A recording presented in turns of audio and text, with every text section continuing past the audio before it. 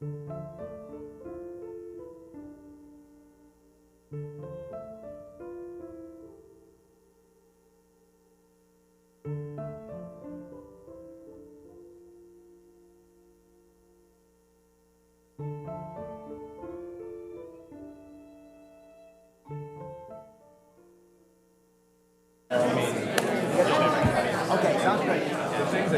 right, could everybody grab a seat? The meeting is about to begin. If you could pull up a chair and the experts, knowledge panel could come up front, please. Thank you.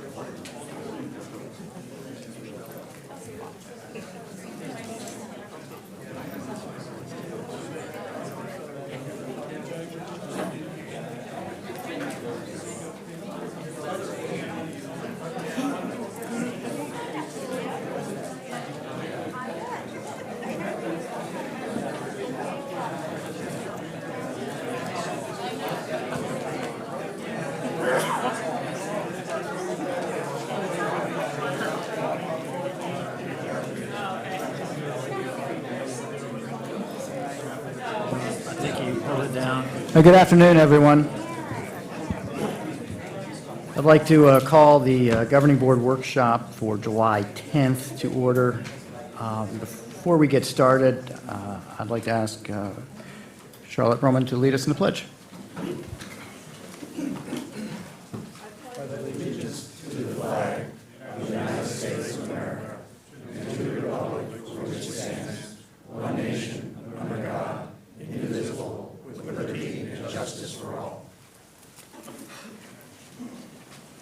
Thank you, Colonel Roman.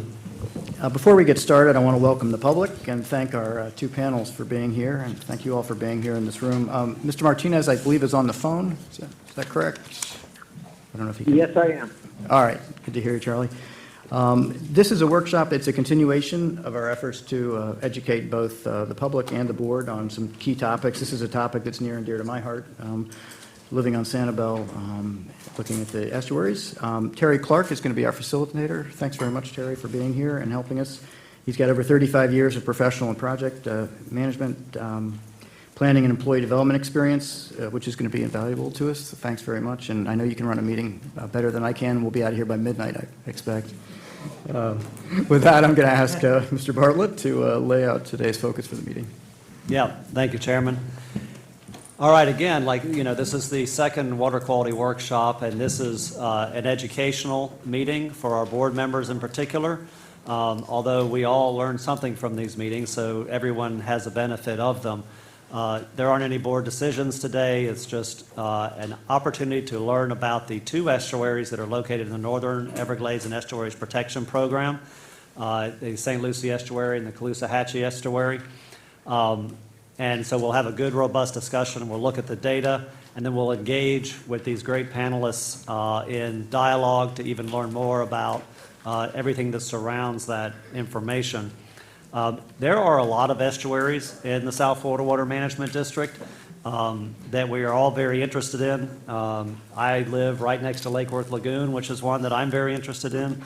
But you can just go around the coast to Florida Bay, Biscayne Bay, Naples Bay, Estero. There's a lot of estuaries, Charlotte Harbor, that do get a lot of attention. And so board members, as we dive into other programs and other things, we'll certainly have to keep in mind how to bring that kind of education to the forefront on the other important estuaries that we have in our district. So I don't want that to get lost in the conversation. In this agenda, we have two public comment periods, one in the beginning, one in the end. If any of you participated in the water quality workshop from last time, it went on very late. We are going to have a hard stop at 5 o'clock for this one. That's why we have a professional facilitator. And, but if because we have a hard stop, and I've witnessed this in the legislative forum a number of times, that does give the possibility of public comment getting cut off if you put in for the second public comment period. So if you're very concerned and want to make sure you get in, do it at the first, although Terry's going to do his best to make sure we have both. With that, let's go ahead and do introductions. Let's do the introductions on this side of the table so everyone knows who we are, and then we'll have the two panels introduce themselves, give a little background of why I asked you to be on this panel, and we'll go from there. John Mitnick with the Water Management District. Susan Gray, South Florida Water Management District. Hi, I'm Drew Bartlett. Paula Cobb, Water Management District. Stuart Van Horn, Water Management District. Lawrence Glenn, I'm the Coastal Ecosystems Administrator at the Water Management District. Rich Budell, not with the Water Management District. Drew called me a couple weeks ago and asked me to participate primarily because of my prior role as the Director of Water Policy Office at the Department of Agriculture for 15 years.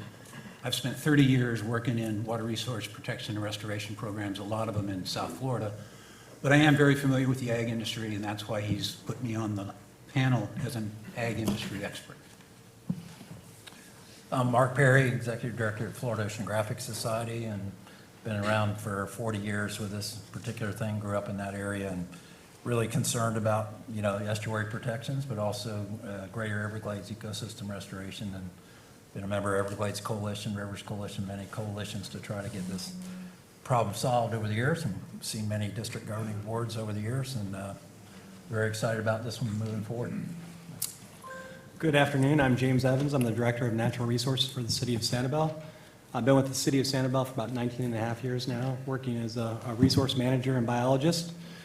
And I've been working on Caloosahatchee issues for about 21 or so years now. And Drew asked me to participate in this panel because my experience working with the stakeholders on the Caloosahatchee, as well as I drafted a white paper kind of outlining some of the issues affecting the Caloosahatchee. So I'm looking forward to the discussion.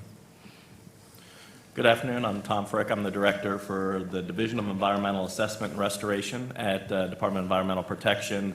My division oversees total maximum daily loads and basin management action plans, so basically the water quality restoration end of DEP.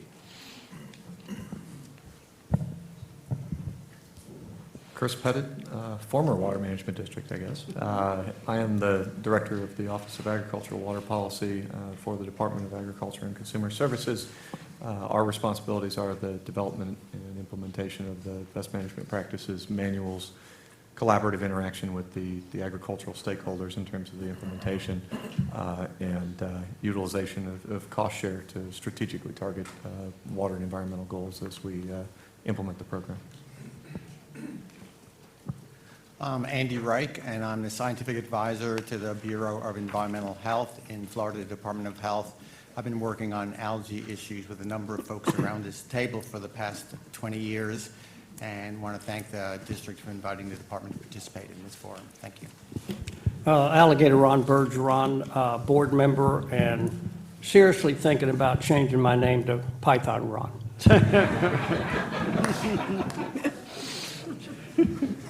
I'm Chauncey Goss. I'm a governing board member, and you set the bar really high for all of us. Charlotte Broman, governing board member. Jackie Thurlow, Lippish, Governing Board Member. All right, thank you. And I heard Charlie Martinez on the phone. Are there any other board members on the phone that were able to call in? All right, very good. Well, I say we get this show started. Terry, I'm going to turn it over to you. All right, thanks, Drew. Can everybody hear me? Yep. All right, we're going to move right into it. If I could just have you quickly refer to the agenda if you have one, just so you can see where public comment fits in with some of the presentations. So item 3, we're moving into item 3, which will be public comment. We received quite a few cards here, about 8 or 10 cards, and we'll be going through those. I would appreciate it if folks could keep it to about 3 minutes. So we're going to have the timer up here. I think you know how that works. Green, yellow, red. When red strikes, I get out the hook. So we'll pull you off the stage. We're going to then have Lawrence Glenn will give a presentation on the estuary overview. Stuart Van Horn from the district will talk about water quality monitoring and trends. We'll have a management overview from Tom Frick from DEP. Then item number 7 is really for us to collect comments, governing board discussion with panel members. So we're looking to hear from the public, hear from staff, and then focus discussion with our panel members and the governing board during item number 7. And then item 8 is another opportunity for public input, and we'll close up shop around 5 o'clock, no later than 5 p.m. this afternoon. So with that, if you have not turned in a speaker card and you want to, please do so. We have people walking around the floor to be able to gather that. Our first speaker is City of Stuart Commissioner Matheson, Merritt Matheson. You could come up. And following the commissioner is Naya Mader, Olivia Siegel, and Eric Flan from the River Kids. Good afternoon. Merritt Matheson, City of Stuart Commissioner. I'm here to thank the new board members in the direction you're taking the district. My grandfather, Hardy Matheson, served on this board in the late 70s. And growing up in Martin County and during my campaign to serve the City of Stuart, that was not something I advertised. Frankly, that has changed now. I'm thankful for this workshop and what I'd call the newfound transparency in the district. And so please stay the course, keep the direction you're going, continue with the workshops, and continue thinking of all Floridians in your choices. So Stuart appreciates it. Thank you. All right, great, thank you. Then we have the River Kids. I think we have 3 kids. Naya Mader, Olivia Siegel, and Eric. Evie Flan. Hi, I'm Evie Flaw. I'm Naya Mader. And I'm Olivia Siegel. And we're the River Kids. Our mission is to speak out, get involved, and raise awareness, because we believe that kids should have a voice in the future of our rivers. We wrote this mission statement when we were in 4th grade, but it still resonates with us today. I just finished my first year at Rollins College, and when I think of home, I think of the river. My favorite childhood memories consist of going to the Environmental Studies Center to learn about the river over the summers. I loved it so much that I became a counselor when I got older. The river was so devastated my final year being a counselor that we took the kids bowling instead of seining. We have learned that big changes take a long time, and we are pushing for any steps to have a cleaner river. I'm a 7th generation Stuart Floridian, and I hope that the future of Stuart will keep its beautiful river that attracted my family to stay here for so many generations. So the River Kids have traveled to Washington, D.C. and Tallahassee multiple times to speak to our congressmen and state capitol representatives. We also have distributed 3 editions of the River Kids workbooks to most 2nd graders in Martin County School District System. Over the years, we've met so many amazing influences that continue to inspire us to fight for clean water. Because of the environmental issues I've grown up with, I've decided to study sustainable design at the University of California, Berkeley this fall. I hope that my studies will give me the opportunity to make a true difference in the quality of our rivers. Over the years, we have done many rallies, oyster restorations, and beach cleanups to help restore our river. We now have over 600 members in our organization and have recently created a River Kids children's book. I will be attending the University of California, Santa Barbara in the fall and plan on studying environmental science to continue the fight for our river and make a difference in the future of our planet. The future of our rivers lies in the hands of the kids, and our generation should experience the same clean water that you all experienced as kids. Thank you for listening. Thank you.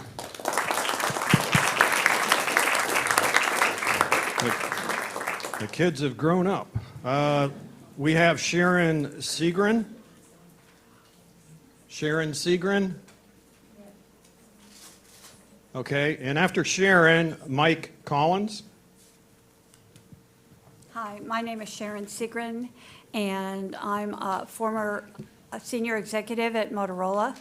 And I urge you to do as broad and comprehensive solution, including the best and brightest practices, both in industry and in, the academic world, in coming up with your solutions with dealing with the water. I saw this kind of approach work very successfully for launching the cell phone, also doing agriculture and water management projects in Malaysia and Israel. It's just very, very valuable, and I really encourage you to use these kinds of best management practices. What they do is they give you speed and they give you accuracy. So I thank you for everything you're doing. I am supporting you 100%. Thank you very much. And while Mike is coming up to the microphone, we have Dr. Bill Lauda. Will be speaking after Mike Collins.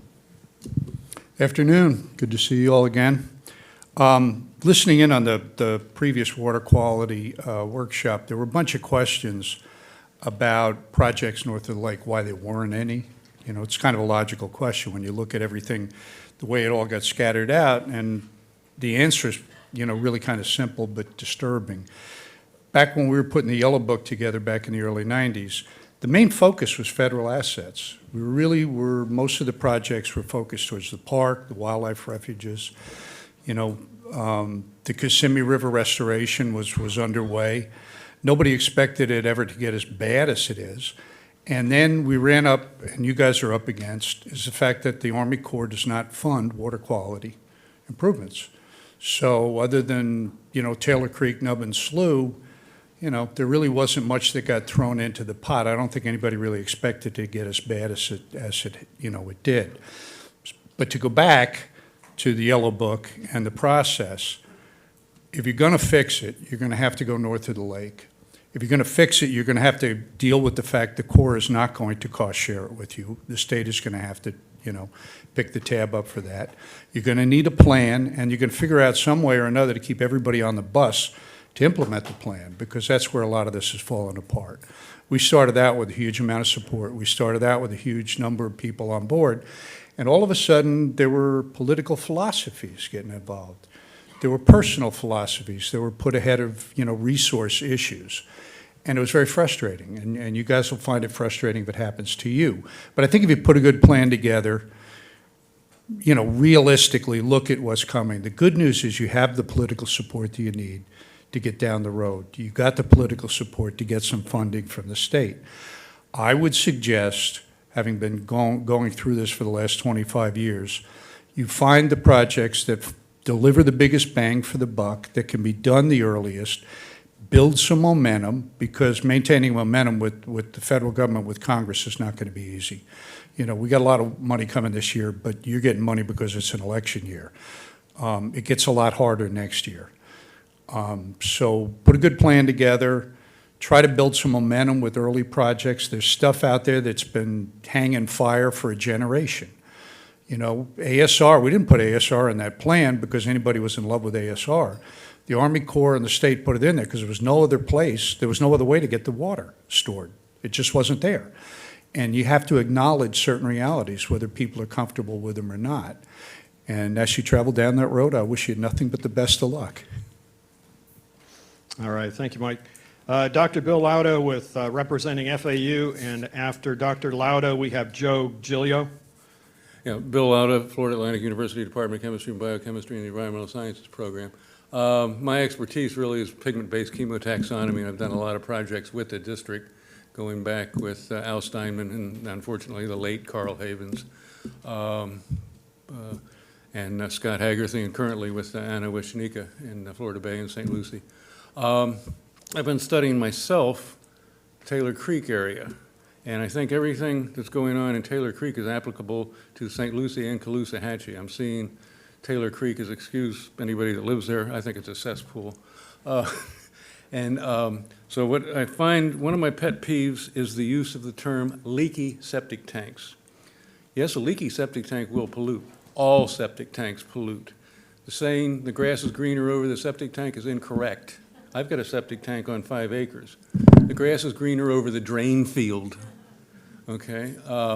So it's all septic tanks, and especially high-density intensity right next to water systems. John Hayward from Okeechobee Utilities has got a plan to redo that whole system, and I hope he can get it through. Anyway, so septic tanks all along both coasts, everywhere, have to be looked at.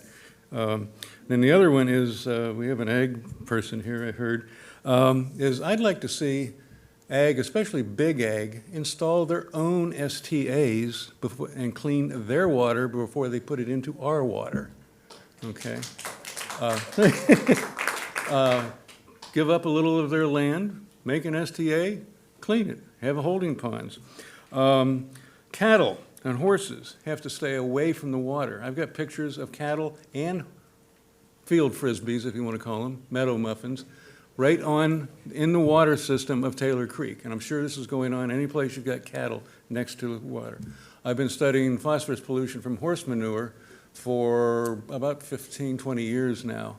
And one of the big things is recycle. Instead of taking it out and dumping it with unknown nutrient concentrations in what you're spreading, if you recycle it, Shelley Townsend with Equine Eco Green came to the county and tried to find a place. She couldn't find a place. They wouldn't give her the classification to put that type of operation anywhere in the county.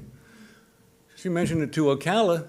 Ocala said, wait a minute, come here, go there, right there. She's up there now doing a beautiful job, cleans the manure before it's recycled, pellets, all the water that she uses is recycled, and nothing's put back in the environment. All the manure is put into pellets of known concentration. You got the NPK right there, and it can be put in BMPs. That's about it. Just give a hoot, don't pollute. Thank you. All right, thank you. Joe Giglio, and then following Joe will be Ronaldo Diaz with Lake Worth Waterkeeper. Good afternoon. I've had about 40 years' experience in both the academic and the business area on lake management, water quality. Just to follow through with the previous speaker, which I wasn't intending to do, rather than to have the cattle and the horses on the outside of the perimeter of a property, if it was sloped this way into a sump, in effect, as a wetland, that might help some of the discharge from that particular operation. I live near the South Fork of the St. Lucie River.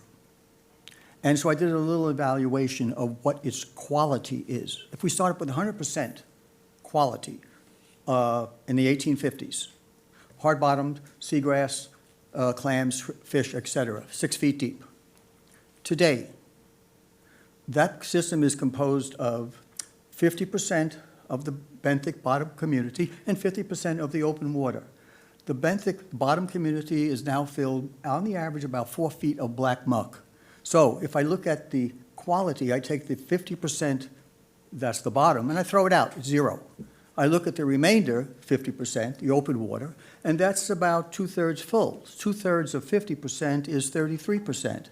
So I'm back to 17% original water quality. Then if I add the water quality aspect to it, which I haven't, I'm just doing it now, 17%. Now you come down to about 8%. And if you look at the discharges when the blue-green algae are there, I'll bring it down to about 2 or 3%.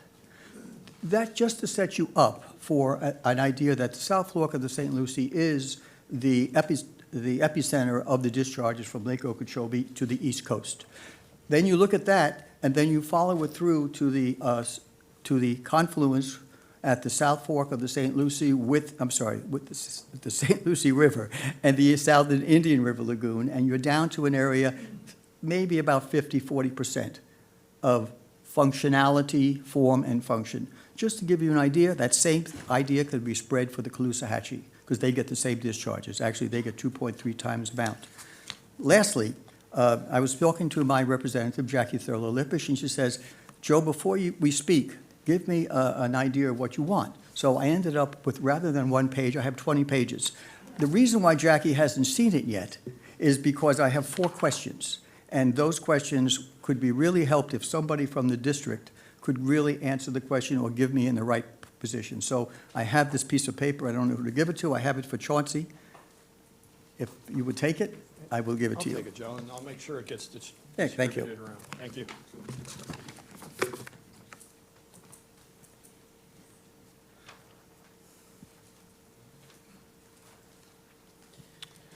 Okay, and then after Mr. Diaz, we're going to, Gary Goforth is scheduled to speak. Good afternoon, Ronaldo Diaz, your Lake Worth waterkeeper. Today is a really interesting day to hold this meeting because exactly 3 years ago today, because of Lake Okeechobee discharges, cyanobacteria was at the S-155 spillway that leads right into the Lake Worth Lagoon. Also, this morning, some beaches were closed. That's because 2 of the 4 testing sites that we did on our beaches resulted in above the 70 parts per billion threshold for Enterococcus.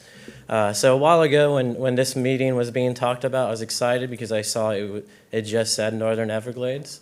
And although I appreciate limiting it to the Caloosahatchee and the St. Lucie because it's part of the estuary protection program, I want to throw out a suggestion for you. And you may already be working on this, but I would suggest maybe another workshop, a similar one, just on the Lake Worth Lagoon, because it seems like you have a lot of material to cover today with the 2 estuaries, without a doubt. And I think you would really benefit from having maybe a workshop to catch up on all that has been missed with the Lake Worth Lagoon. Thank you. Thank you. Following Gary Goforth, Gary Ritter with the Florida Farm Bureau. Good afternoon. Wonderful to be here again. Thank you again for this workshop. I've reviewed the presentations by staff and others, and a few issues I thought were missing. So perhaps as you listen to staff, you can raise some questions on the following issues. A lot of discussion on nutrient loads from the lake, but there's not a lot of discussion on what I think is the most important issue that we face, and that's the public health issues and impacts from the toxic algae that is discharged from Lake Okeechobee. By courtesy of these discharges, there's a high correlation that the St. Lucie Estuary region, we have twice the national average rate of death due to non-alcoholic liver diseases. That's real. I get the sense that the staff don't recognize the urgency of the public health crisis that we face on a daily basis. Other issue, the lake, the discharges, over 50% of the discharges go to the northern estuaries. None of that water is treated. Only 12% of the lake discharges go to the south, to the Everglades, and virtually every drop is treated. There are no plans for treating Lake Okeechobee water prior to discharges to the estuary, so these impacts are going to continue. In March of 2009, the state of Florida established TMDLs for the basins going into the St. Lucie estuary. You won't see discussion of those loads in today's presentation by staff, so please keep that in mind. There are loading limits established by the state of Florida for the St. Lucie estuary, just like Lake Okeechobee. By my estimates, we're running anywhere from 3 to 5 times the state established loading to the St. Lucie estuary. Those ought to be part of your discussion today as well, and ways to reduce those. In 2007, the state legislature passed the Northern Everglades and Estuaries Protection Program and directed the Water Management District to expand the Works of the District program. That's 40E61. It's a regulatory program within your authority to limit loading going into Lake Okeechobee, as well as the St. Lucie and Caloosahatchee estuary, 2007. In 2013, the technical support documents were developed. The foundation exists for the district to establish reasonable targets and hold landowners accountable for achieving the TMDL goals. The recent meeting of the Governor's Task Force on Blue-Green Algae acknowledged that roughly 75% of the loading is coming from agricultural land use. Also acknowledge that the ag BMPs simply are not as effective as we had originally anticipated. Septic tanks are part of the problem. DEP consultants have estimated between 5 and 10% of the total nitrogen loading into the St. Lucie is coming Gary, from septic tanks. I apologize to interrupt, but your 3 minutes is up, and if you could just wrap it up. We do have a second session for public comment. Thank you very much, Terry, appreciate that. Two more comments. Biosolids is a big issue, and it's not just Class B, which is untreated for pathogens, but Class AA is probably the biggest source of problems that we need to recognize. Class AA is treated as fertilizer. The population in Florida is increasing. The amount of ag land is decreasing. Most of the biosolids are applied on ag land, so you can do the math. It's going to become a bigger problem unless we grapple with biosolids. You often hear from staff on the recovery time of an STA after high inflows. You hear staff talk about recovery time for Lake Okeechobee. I've never heard staff talk about the recovery time of the estuaries following massive lake discharge events. I would ask that they begin to talk about that. The importance of healthy seagrass is omitted from the discussions today. Healthy seagrass is a vital component of every estuary. Let's talk about that. Staff used to have monthly reports to the board, but they stopped that last year when no Johnson seagrass could be found in the St. Lucie estuary. Just simply by not reporting it, the problem doesn't go away. So I'd ask that you have your staff begin reporting that. And finally, there was no discussion in the presentations on a major pollutant from Lake Okeechobee, and that's sediment. On average, 60 million pounds of sediment is discharged to the northern estuaries. 60 million pounds of sediment, and that creates muck, that creates massive problems for the navigation interests. So again, those are several issues that I wish you luck in discussing today. Thank you very much. Thanks, Gary. Gary Ritter is coming up next, followed by Becky Harris. Yeah, if I could, real quickly, just tell a quick lunch story before I get into this. I had All lunch. part of your 3 minutes. I had lunch with a colleague today, and I looked on Brian the Hardball. menu, and it said Alligator Ron's award-winning wing sauce. And not only are you a champion of the Everglades, but apparently you're a very good creator of wing sauce as well. Yeah, I think Mike Collins stole my thunder a little bit, and I will talk, Wendy Graham at the Blue Green Algae Task Force talked about urban and agricultural BMPs, and she made note that those BMPs can't get us where we need to go. We need regional projects. And so what I suggest that this panel look at as we explore the estuaries is we need to reduce the discharges. Obviously, we've identified that. But one of the tools in the toolbox to do that is aquifer storage and recovery. And the South Florida Water Management District, the Army Corps of Engineers, in January adopted a tentatively selective plan for the Lake Okeechobee Watershed Project. And in that plan, they talked about using STAs and ASR to get at those reductions in discharges. Along with the EAA Southern Storage, with ASR, we could get almost 80% reduction in those discharges. So that's something that I think we can look at as we move forward, especially, I heard someone mention the Taylor Creek Nubbin Slough watershed. Agriculture has been implementing BMPs in that watershed for quite some time now. The district has land, the district has stormwater treatment areas in the watershed. One of the things, the challenges that they've had is to keep those stormwater treatment areas hydrated. ASR could certainly be an option to, as you have excess water, as you have water in the stormwater treatment areas, put it down in the ASRs. When things dry up, pull that water back up and put it into those treatment areas. ASRs also offer water quality opportunities as well.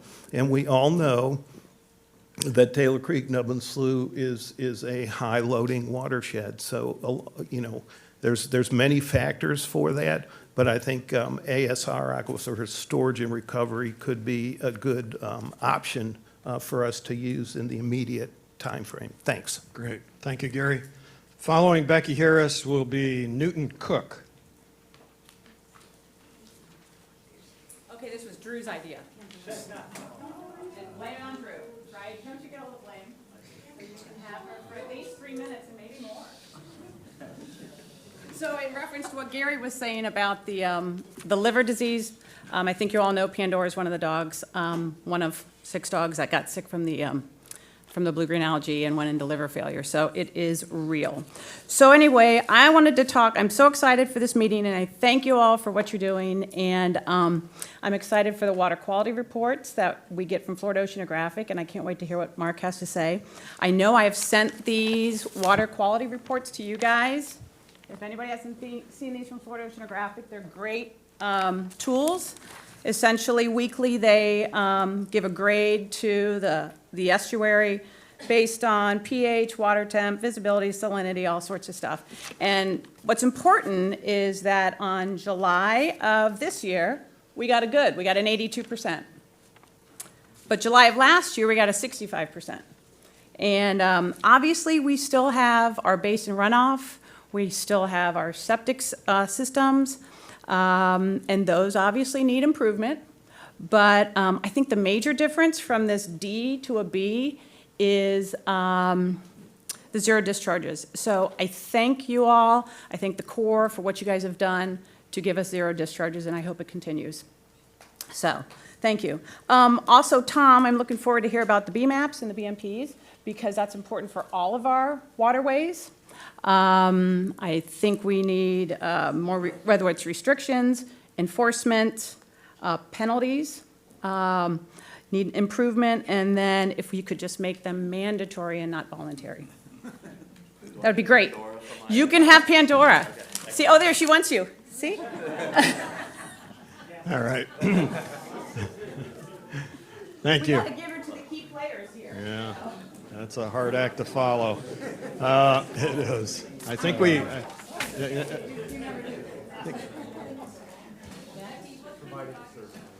She's a super cute dog. She's a mini Pomeranian. All right. No, thank you. We have Newton Cook, who is to be followed by Mila Pipes. You know what the old actor's point is, don't ever be on stage with a dog. Just a brief side note, I want to thank the folks that showed up for the recreation meeting, and thank you, sir, so much for coming. It was a good meeting. I think there'll be more on it tomorrow, but I just want to say thanks. The second thing I want to do is invite everybody here, believe it or not, because it's free, and that United Waterfowlers and the FWC puts on each year. This year it's August the 2nd. It's at the Calla Hilton, and right there off the highway. Starts at 8 in the morning on Friday morning. If you come up for the evening, there's a cookout Thursday night, free. United Waterfowlers does everything free. We have a pretty good crowd last year, and we're hoping for a good crowd this year. Let me tell you, you will get the top shelf scientists talking about our theme this year is water quality. Last year, it was aquatic plant spraying. Within a very short time, the FWC shut down the whole state following our summit for the issues it raised. So we will have some good speakers, and we will, actually most of the people who attend are the biologists, boots in the marsh people out working for the, right here. Thank you for coming, all of you folks. FWC, U.S. Fish and Wildlife, but everyone's invited, and it's free. Even lunch is free. The second thing third thing actually, is to talk about water quality here. We have two major problems. It's not complicated. The fixing it's complicated, but the problems are not complicated. We have an incredibly large basin north of the lake.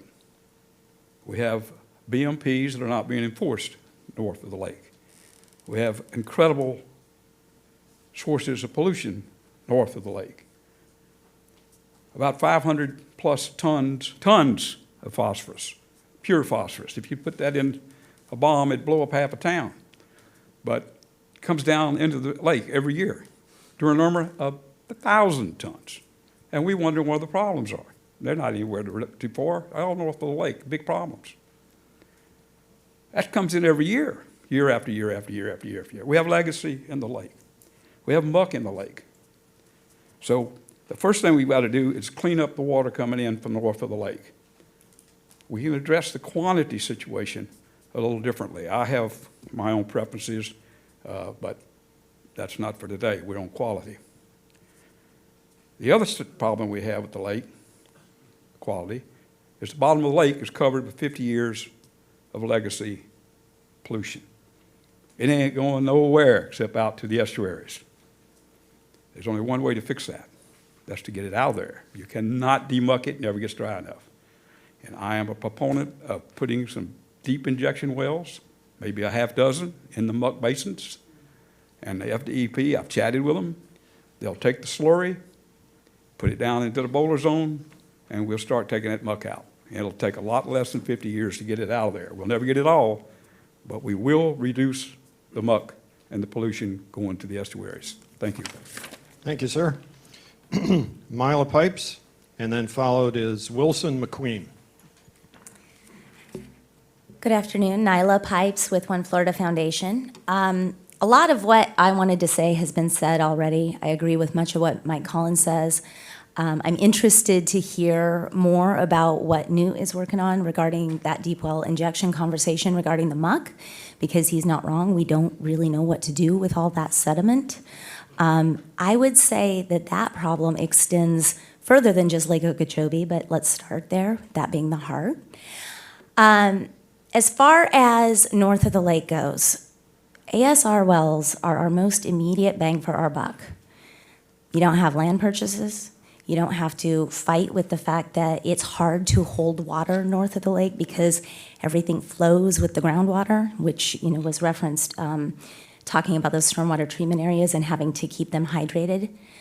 This is the quickest, fastest way to make a difference for the lake and for all of us downstream. So we are definitely in favor of the ASR wells continuing forward. They've always been a part of the plan. We know that they work at least in some locations. So while we don't always love the option, I don't see that we have a lot of other options available to us. So ASR, let's look at that. Now, the local watershed for the St. Lucie River. I cross the North Fork of the St. Lucie River probably 5 times a day, running my children around at about River Park, which is Port St. Lucie. It's about halfway through the city. And the water quality that far up the river that has nothing to do with Lake Okeechobee discharges is always very poor. There is no clarity. There is a lot of enteric bacteria, a lot of organic dissolved materials. All of that from clear up into the Indian River County line, northwest St. Lucie County. I don't know what the exact percentage is, but very little actually goes out the C-25 to the Fort Pierce Inlet. The majority of drainage for the St. Lucie northern part of that basin, the North Fork, comes down through the C-23 and the C-24 through that North Fork. It's a huge part of what's wrong with the water quality in the South Fork, because you get all of the water coming from the C-44 and the South Fork with the discharges. You get all that water draining St. Lucie County. It meets right there just before the Roosevelt Bridge, which is an area we have ongoing water quality problems, even during the driest of wet seasons, which we have really kind of seen in that basin as of late. Even with all of that going on, we still are seeing water quality problems. We're still seeing enteric bacteria warnings. We are still seeing dinoflagellates in the North Fork of the river that are a red tide causing organism. So I am here to caution you that yes, Lake Okeechobee discharges are a huge problem, but what tends to happen this time of year when we don't have them is the locals will go, yes, we have clean water. It's not clean. It's not nearly what it should be. And one of the major projects that can help with that is about to be moved down on the integrated delivery schedule again from all indications. Yes, That I'm is sorry the to rest interrupt. of, just one second, I'm almost done. Okay, The rest of IRL South with the C-23, C-24 reservoirs. At the moment, St. Lucie County is in budgeting. They have been holding on to $1 million to help with those projects, which have been on the books and bumped down, I don't know, 4, 6 times now. It's very hard to hold on to $1 million of taxpayer money for a future project that we also have most of the land for and justify it. So this is an urgent thing that will really help the St. Lucie River if we could find some champions. Thank you. Thank you. Wilson McQueen? Yes. And then followed by Nick Mader. Yes, good afternoon, and thank you for this opportunity to speak to you all. My name is Wilson McQueen. My company is called Shoreline Slime and Algae Removal. Funny name, but that's what we do. And we are the ones that were hired last year during the toxic algae bloom in Martin County to provide the skimmers that sucked up all of the algae off the surface. It was then taken and transported into the hydrovac trucks, taken to the facilities to be disposed of. Since then, I've gone through the, last year we did the request for information. We did the RFP as well, and I made it all the way up to the invitation to bid up in Tallahassee.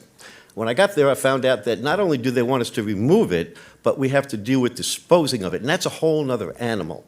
Disposing of this is a whole nother animal. And so my suggestion would be, I would like, these skimmers are so, they're idiot-proof, they're bulletproof, you place them in the infected area, they have jet drives that go back and forth, and they vacuum up, just like a vacuum cleaner, it just vacuums up all the surface, whether it be the algae, it could be oil, it could be fuel, if you have a fuel spill, whatever it is, it just sucks right up. If there was a central location that could take the algae and do something with it, my original suggestion was to get a biofuel plant and turn the algae into either syngas or natural fertilizer that could replace the fertilizer that they're using now in Lake Okeechobee. So my idea is, instead of having one company handle everything, we could supply all the cities with infected areas with the skimmers. They all have the same hydrovac trucks, 20 cubic yards, takes about an hour to fill it. We did 5 trips in one day. We did over 70 cubic yards. That's a lot. That will fill up this room. It's a lot of algae, and it's mainly algae and not a lot of water because of the design of the system. So we could provide these to the cities. If there was a place for everybody to bring it and dispose of it, we could handle 20 different infestations at the same time. That's right now, the way it's going, is one company or 2 companies going to get it, but I think it's going to be very confusing. So my idea is to separate it. We could place the skimmers in Lake Okeechobee before the locks open up. From Jackie's aerial photographs in the past, you could see that it just builds right up there right in front of the lock. That's just what happens. The water flow dynamics, when you open the locks, it'll drain in that area and the surface will continue to be there. So we could get a lot of the algae before you even open the locks. We could have systems on shore just going around sucking this stuff up at 20 cubic yards an hour. I think it's a good idea, and I would like to I actually have skimmers out in my car. I could bring them and show you what they look like. But what I could tell you is that they work. And it's safe. It does not create any airborne toxins. There's no human element involved. There's no boats involved. You place it, there's hoses up to 200 feet away. You sit by the vac truck and you drive it with the jet drives. It'll go all the way over there and just start going back and forth and sucking up all the algae. All right. Thank you. Mr. McQueen. Nick Mader, followed by Dan Dexy. Hi, my name is Nick Mader, and I am with Dolphin Ecology Project. I've studied the Atlantic bottlenose dolphins in the Indian River Lagoon for about 8 years now, collaborating with Harbor Branch.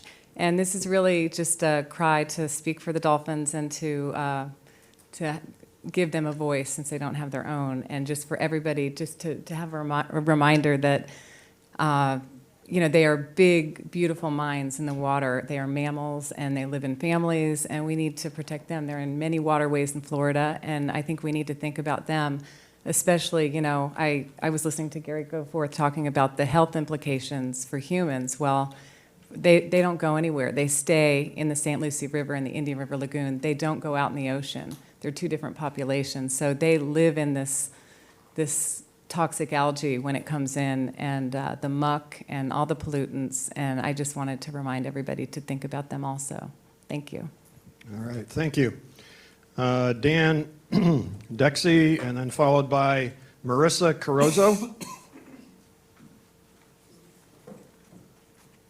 DeLisi, I'm Yeah. sorry. That's all right. It's been a long time, Terry. Yeah, it has been.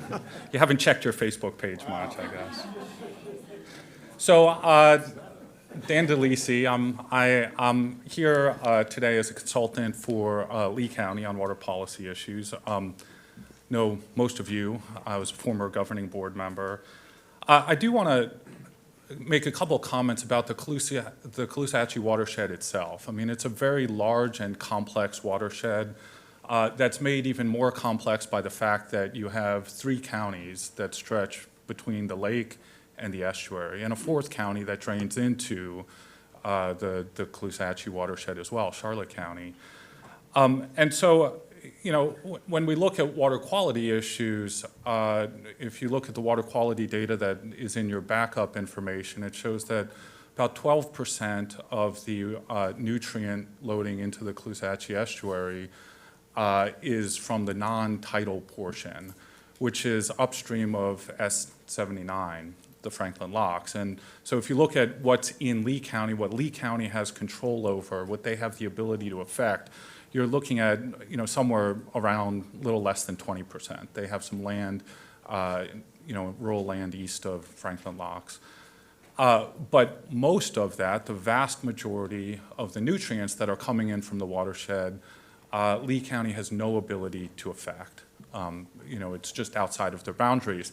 Now, they have partnered with the district in the past, spent $10 million to acquire the BOMA property, which is in Glades County, not without a lot of controversy, having a coastal county buy land in a rural county.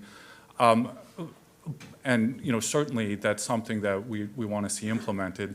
The county is not, you know, just sitting by and asking the district to solve, you know, the problems coming into the watershed.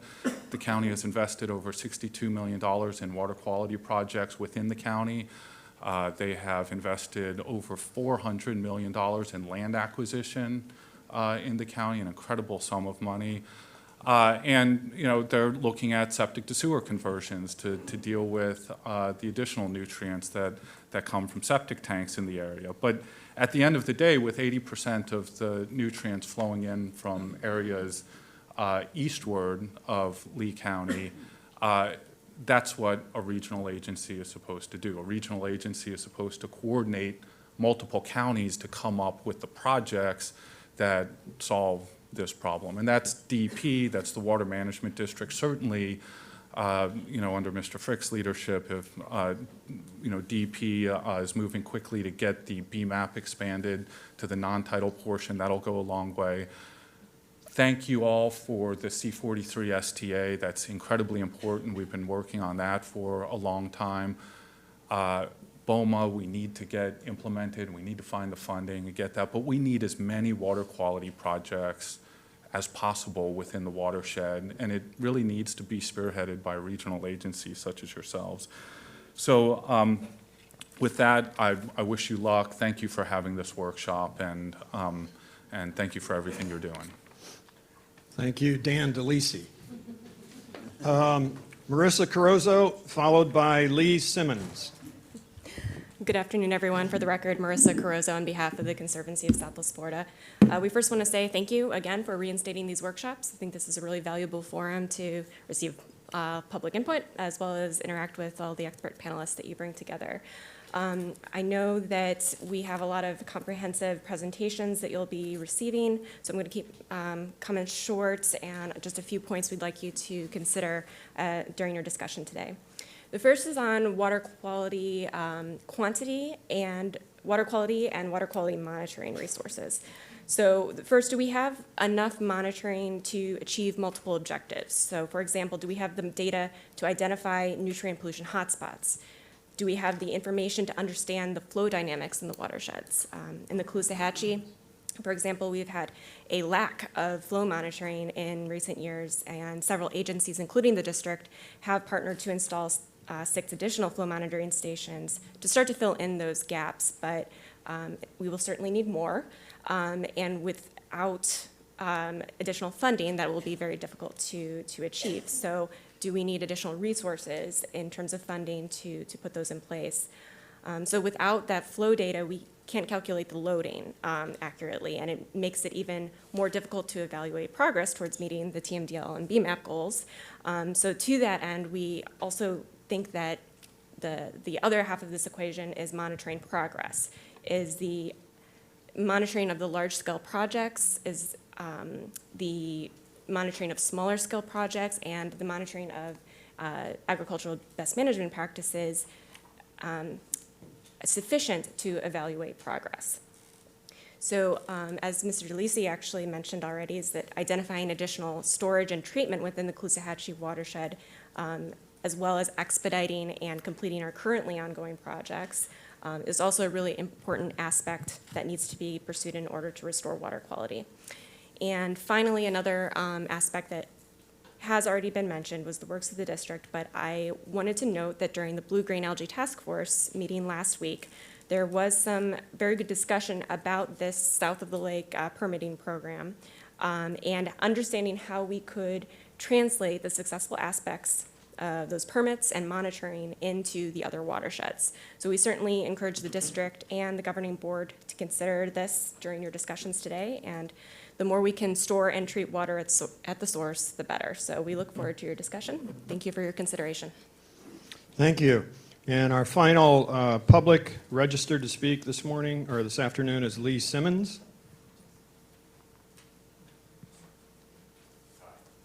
It's Simon, sir. Simon. Simons. Hey, thank you everyone for taking our comments. I appreciate it so much. I was a hydrologist for the federal government, the feds, for a little while out west, and worked for the U.S. Geological Survey. I grew up in South Florida. So I like the idea that everybody's talking about water quality. I can so appreciate that now, but I'm seeing some huge, huge blatant errors about what we're doing and what's going on here right now. And what I'm talking about mainly is the C-44 canal discharge and the C-43 discharge. So what we do, the guidelines that I followed in the protocols, what we do is we do a water quality study when there's anything in question, and that water quality study comes from basic hydrologic principles, and there's some principles, hydrologic principles, that are key in Florida that say that when we take a slice of the Everglades, and which normally our natural flow from 1900s beyond is to the southwest, and now we're going to channelize it and put it in the conveyance canals and go to the east and bring it out towards a low-lying energy area like Port St. Lucie or Naples, which is actually more low-lying area. What we do is we're taking that water volume. And let me back up just a little bit. There's only two ways really to get oxygenated through the water column, okay? It's called dissolved oxygen, okay? And so that's like a surface air interaction. You think of a bobbling brook in Colorado, it's going to be highly oxygenated. And the other way to get oxygen in a water column is the byproduct of photosynthesis. That's basically it. So when we take the Everglades, and if you can think of a cross-section like a lime, take a lime and you take a little section of a lime, that cross-section represents the whole lime, right? So that's what we do in hydrology. We take a little cross-section, and that's what we look at, and we can deduce what's going on upstream and downstream. So what's happening when you bring all that water in, that likes to be 3 foot deep, plus or minus a foot or two either way, depending on drought or flooding season, we take that water and we put it in a conveyance canal that's what? Plus or minus 50 feet wide and approximately 20 feet deep. And what we're doing is we're bringing that water into a place and into a conveyance canal, and we're denying it oxygen. There's the oxygen that we're dumping into the low-lying areas in that low-energy environment, and any scientist in this room is going to understand the level of energy is important because it flushes out. Now, when it gets locked in the Port St. Lucie estuary, it has nowhere to go unless there's a hurricane that comes through and flushes it out. So what it's going to do is going to lay there, okay? Same as on the other coast, Naples. To me, it's clear as a bell because I grew up here and I've seen it happen for 50 years, and I've gone to geology school and I've done hydrology for the, like all across, the nation. And now I'm back here and I have a water quality proposal. So that's step one is you have a hypothesis about the water quality. I'm sorry to interrupt. I'm going to wrap it up. Two Okay, seconds, great. sir. Thank you. So that's what happens. You have a hypothesis. We have a situation where we're dumping a massive volume of water. What I'm proposing is a water quality proposal up and down the C44 and C43 canals, and we look at dissolved oxygen, and we look at it at depth. So it's usually a 0.2 depth and a 0.8 depth. And what we're going to see, and it can be validated through a small study, 3 to 6 months or a year, whatever you guys want to do, and it can be seen that the oxygen is depleted by the time it gets to the low-lying areas, and we all know what happens. And let me just one more comment about the algae. The algae has a spectrum. Some algae, blue-green algae, is edible because it eats good things. The algae that's blooming here is harmful and it's deadly because of the food, the supply that it's getting. It's getting this dead water and nutrients, and now we're having this algae bloom. And so anyway, I have a proposal, and I'm starting at grassroots level. I'm working with the Calusa Waterkeepers and the Lake Worth Waterkeepers, and I would like to get the folks on board, the state and federal, USGS, and local governments. If anybody's interested, I'd love to talk to you anytime. Thanks so much. Great. Thank you, All Mr. right. Simons. Appreciate that. That wraps up agenda item number 3. We're going to be moving on to item number 4. Lawrence Glenn with the district is going to give an overview of the estuaries.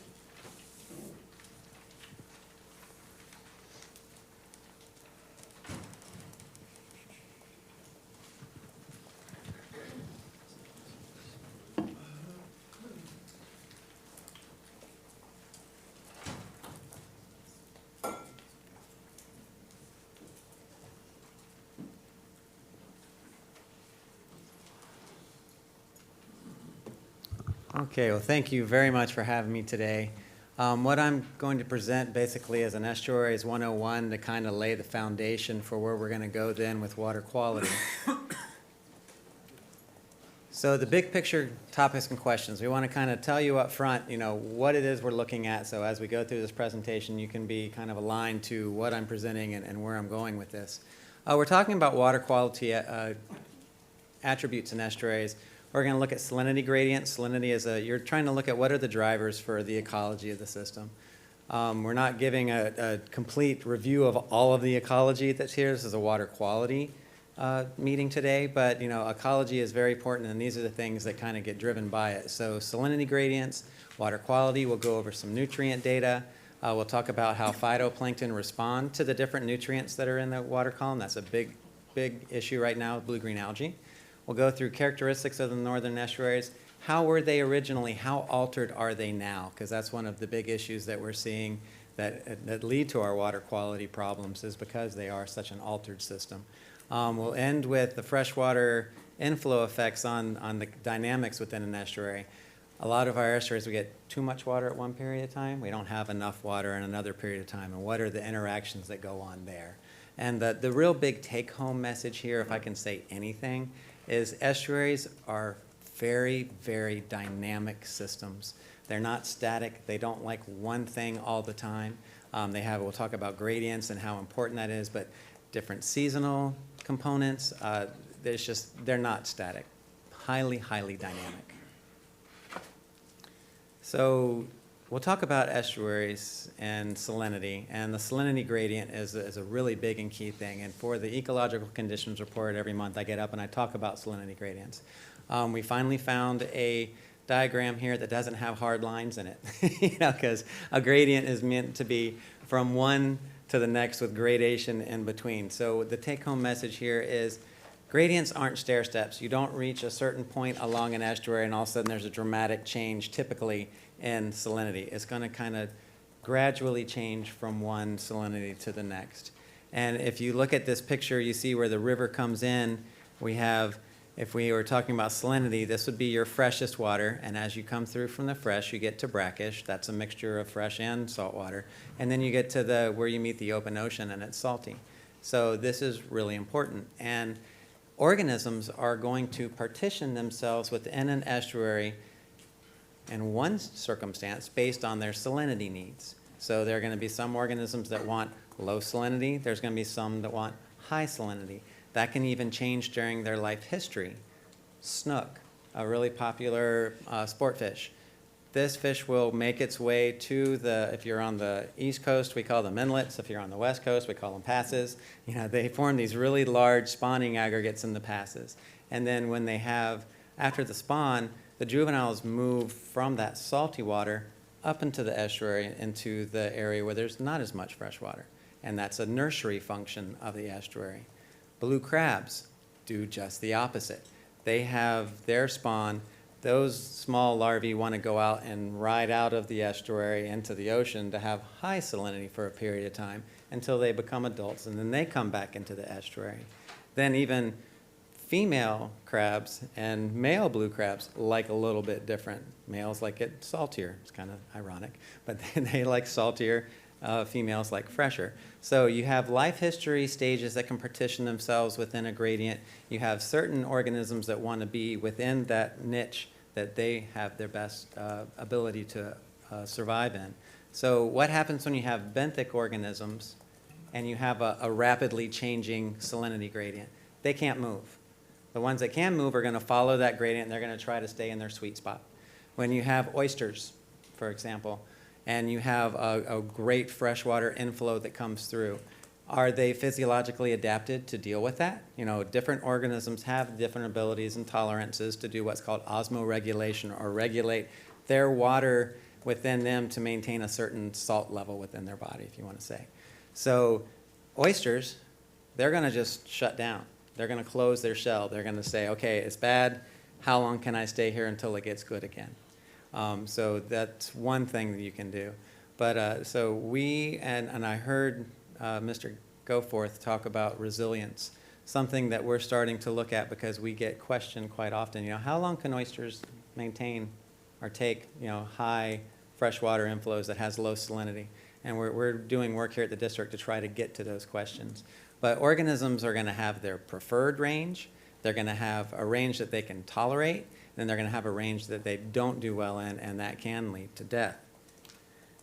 So you're looking at chronic, and if we're looking about stress and how much stress different organisms can take with salinity, there's chronic and there's acute. Chronic is that they've been outside of that sweet spot range for a long period of time. Some organisms can still survive in that, but they're going to take all of that energy that they usually use to start reproducing and do other things and put that just to survival. And then if it gets past a point where they can't survive, they don't. You can have acute stress. You can have, all right, what happens when you get hit or your change goes dramatically from one salinity to another one really quick? Some organisms can't handle that, others can. And then you're looking at, you know, all these different organisms have physiology that allows them to adapt to changes in a gradient to an extent. Go back to snook again. They're called euryhaline. They can be as happy in saltwater as they can be in freshwater. You can catch them in Lake Okeechobee. You know, the difference, you catch the ones in the ocean, and they're that pretty silver, and they have the yellow tail. You catch them in the lake, and they're all muddied up. But some organisms can span the whole breadth of salinity. Others cannot. So that's a real key and critical feature to estuaries, is maintaining a gradient that allows organisms to survive they're in their happy spot. And then can you maintain it so that that gradient, if it goes down a little bit at one point in time, does it come back soon enough to where their physiology has allowed them to sustain themselves until that good condition comes back? Salinity stratification and mixing. When we talk about gradients, usually there's hard lines in here, and I apologize in this first one, but usually from where your fresh water is coming in, you're going to have a change from freshwater to saltwater. You can start getting stratification where things start to You can have total stratification where if we have low flow conditions, you have salt water that's denser that comes under a fresh water, and you can have total stratification within the water column to where you have just fresh water on top and you have salt water on bottom. And this can lead to low dissolved oxygen levels, as Mr. Simons was talking about. And so the thing about the estuaries that we are in is that there isn't typically long enough period of time that this stratification happens, that a rain event or something doesn't come to disrupt this. So how we disrupt these types of things I talk about the pulse releases when I come into the ecological conditions. I said, the Army Corps is sending out a pulse release this month, and this is what it's meant to do. The pulse release, what it does is it mimics the flow of a storm and runoff from the watershed itself. It's trying to put a lot of energy on the front end of that water coming out to turbulently mix the stratified water. So it's going to take that salt water, that fresh water, mix it so it's all nice and homogeneous, and then you have that dissolved oxygen problem go away. So turbulent mixing is one of the ways that we deal with that in these estuaries, and that's by sending pulse releases to the estuaries.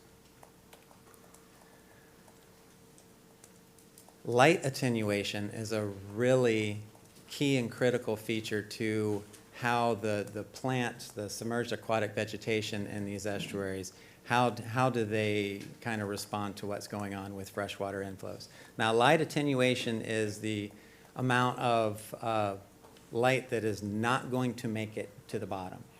Okay, so if you're putting things into the water that is impeding the ability of light to go from the surface to the bottom, then we have this coefficient K. And so the things that the attributes that cause this in the water column are color. We call it CDOM, it's chromophoric dissolved organic matter. But CDOM comes in. Turbidity can be a particulate or a sediment that gets mixed into the water, so that's refracting light or absorbing light, so it can't make it to the bottom. And chlorophyll. So if you have phytoplankton or different organisms in there, that also will absorb light because they're photosynthesizing. They actually want that light.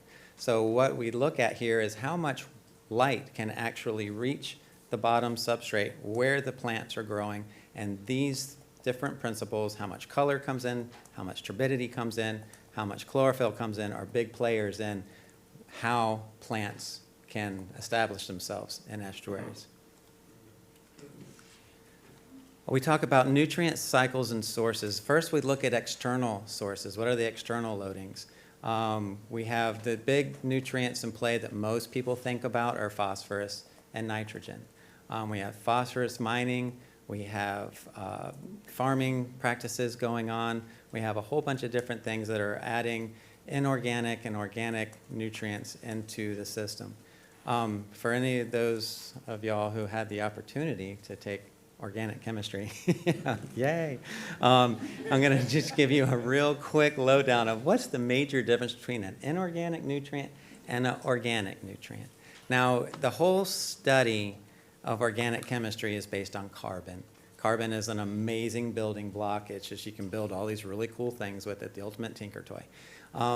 When you attach carbon to a nutrient, now it's called organic. And it usually means it's in some type of bound form. It's bound in the sediment. It's been used to make some sort of tissue in an organism or whatever. And in order to use that nutrient easily in some sort of process that you're going to go through, you want to break that carbon off. When it doesn't have it, it's inorganic. Zach Welch had previously spoken to the unwrapped candy.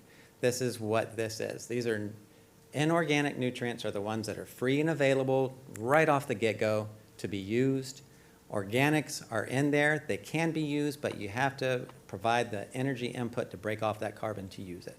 So those are the two different things. So when we talk about inorganics that are in the system, those are the ones that are ready to go. The inorganics, they're there and they can be used, but there has to be another process to go through in order to make those bioavailable. Then there are internal sources. So once you get these different nutrients in the system, you can have these cycles. You can have, and I'll go through in a future slide in a minute that talks about growth, death, remineralization, giving it back again. So you've got the circle, the cycle, everything going on with, once they're in there, sometimes they'll just stay in there and continue to cycle. And here we go.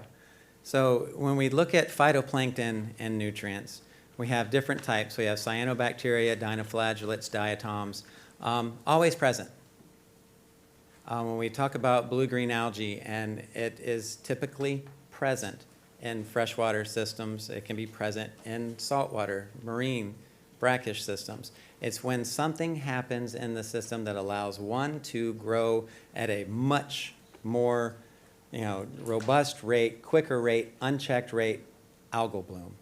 So what are the conditions that kind of promote those algal blooms? And that's a huge consideration for everybody here today. Is that's been going on both coasts in 2016 and 2018. So what are the nutrient sources that these different types of phytoplankton prefer? Diatoms prefer nitrates, cyanobacteria and dinoflagellates prefer ammonium. And these are, remember, the inorganic forms of nitrogen. So when you have these, they are going to uptake those different forms, and they are going to create them into organic forms within their own bodies. They are fed on by grazers, by zooplankton, so they're consumed. When these guys die naturally, they're going to go to the bottom. When these guys eat them, come over here, and they die or excrete, they go to the bottom. So then you have this source of organic nitrogen in the system. You're going to have decomposition going on through a process called remineralization. Basically, it's taking off that carbon and making that inorganic phosphorus and nitrogen available again for the uptake of the cycle. So this is a cycle going around. So you have this cycle going on, and this is with phytoplankton, and then you have the external sources that can add to that cycle as well. So it's when this one goes unchecked and goes into that bloom condition that is the algal blooms that most people are concerned with. And it really, one of the big features is what nitrogen source is available to them and in how much. This is an example of microcystis. It should be microcystis, not cystin. Cystin is the toxin. Sorry, little typo there. But what we're doing is we're going from the freshwater system, see the colored water, as we get through the estuary and towards the more marine example, the water is going to be a little clearer. But here's what's happening at the head of the estuary. And when microcystis comes in to the estuary, if it finds nutrients, it's going to grow.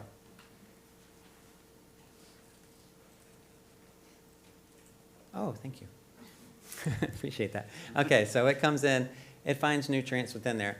Usually if it's coming in, either the watershed is providing the nutrients, or in our case, Lake O is providing the nutrients. It's a combination of the two. There's nutrients being brought into the system when fresh water is coming into the estuary.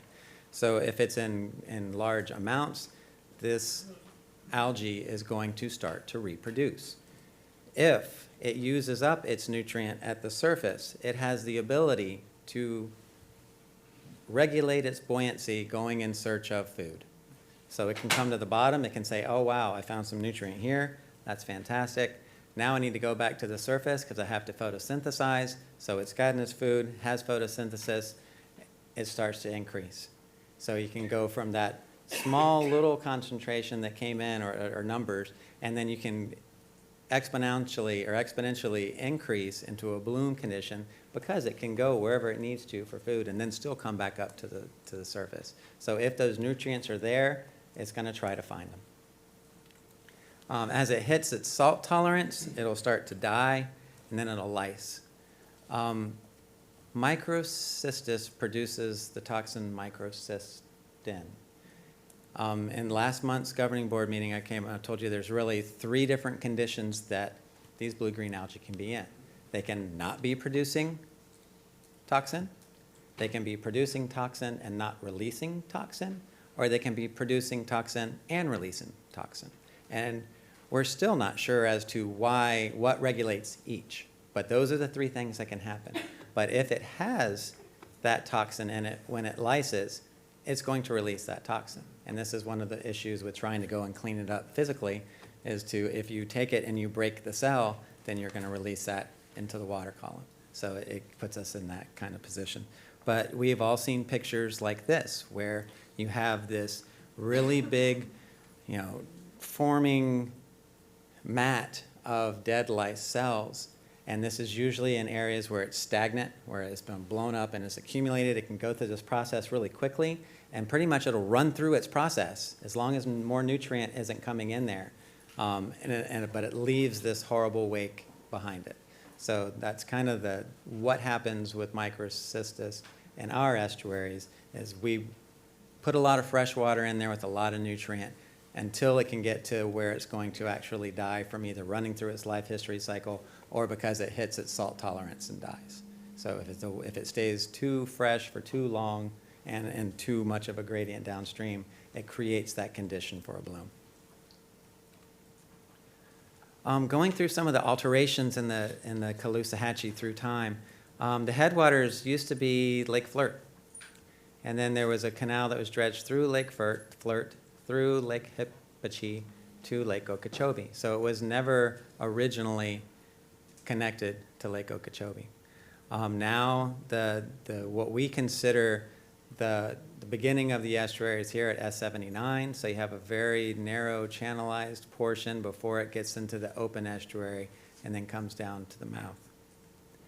And another feature of this is there has been a canal, basically a navigation channel that's been dredged up this. This is kind of a salinity superhighway because salinity water or more highly saline water is denser and it's going to travel at the bottom. But having this navigation channel allows saline water to move quicker and further up into the estuary than before it was altered. So that kind of goes with when we don't have a lot of flow to push the saline water back to have a nice gradient, it can go all the way up to the structure if there is no flow coming out of the structure. And it can do it rapidly because of this channel.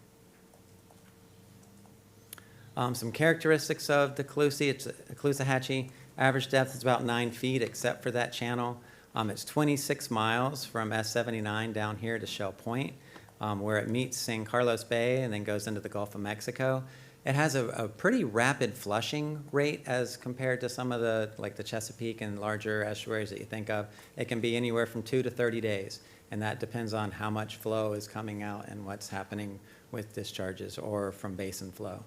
You see the C43 basin is very large. This is all of the basin that comes behind and is released through S79. 700,000 acres that is getting rainfall and bringing that runoff into the Caloosahatchee.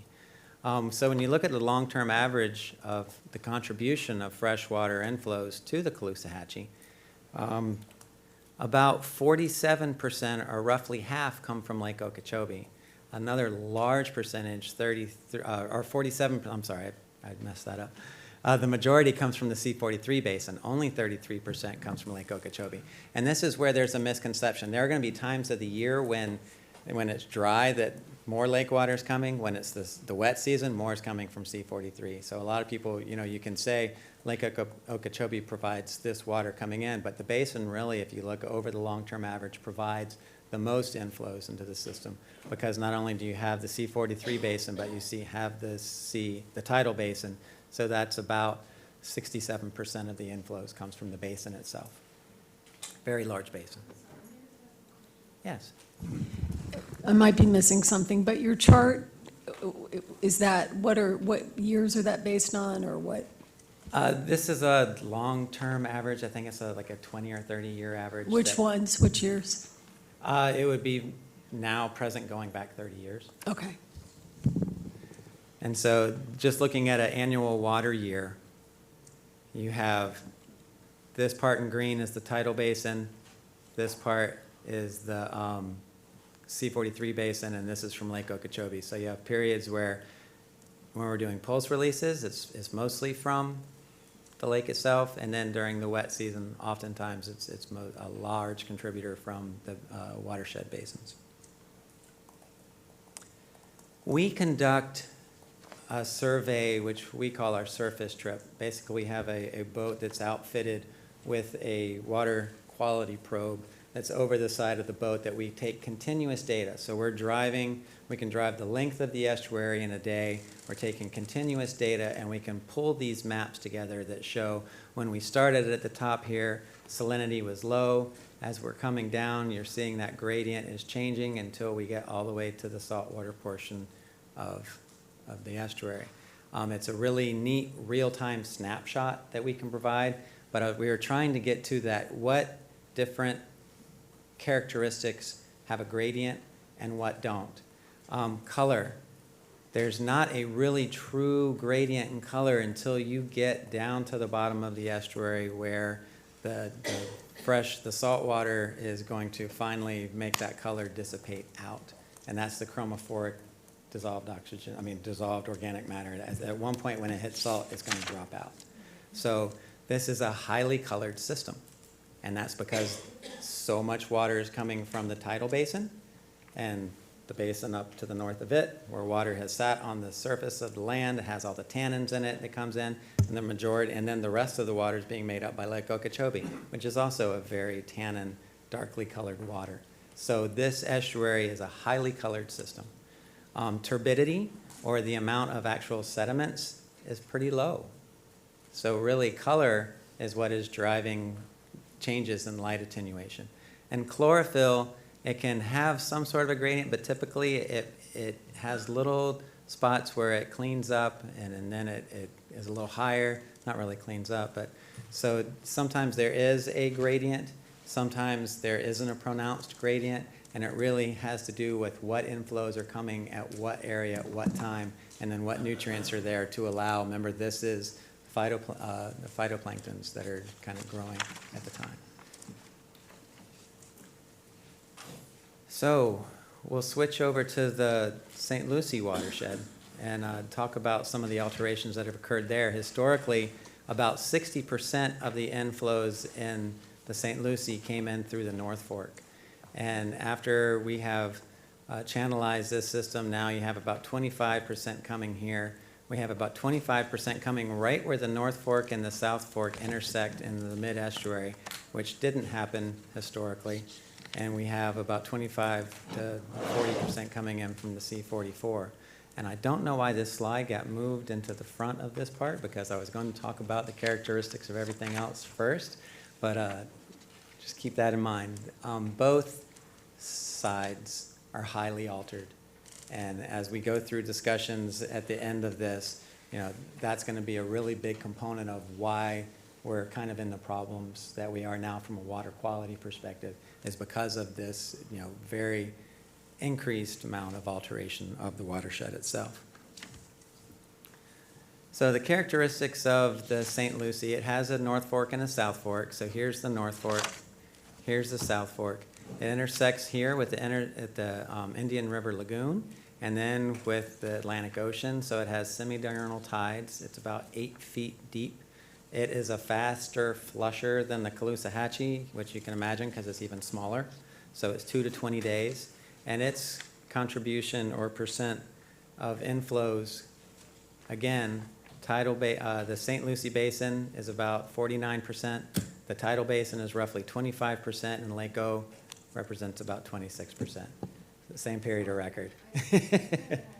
This is something that I asked to Dr. Van Horn the other day.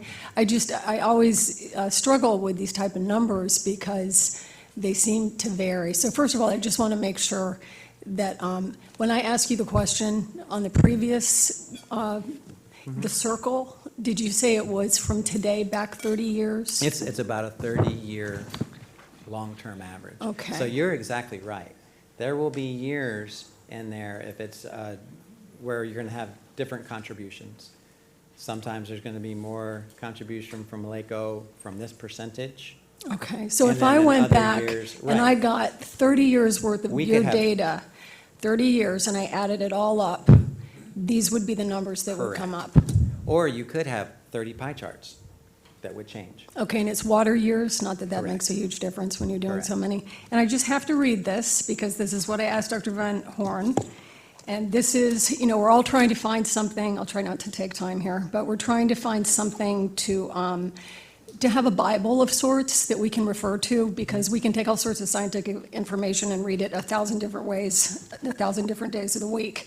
So I've been trying to use the BMAP as kind of a base, and I'm really trying hard to learn about it. The original 2013 and also the 5-year plan. And of course, that's what Governor DeSantis has asked everyone to update through his executive order 1912. So I'm on page, and I know this is from a long time ago, 2013, but I'm on page Roman numeral 5-6 of the 2013 BMAP.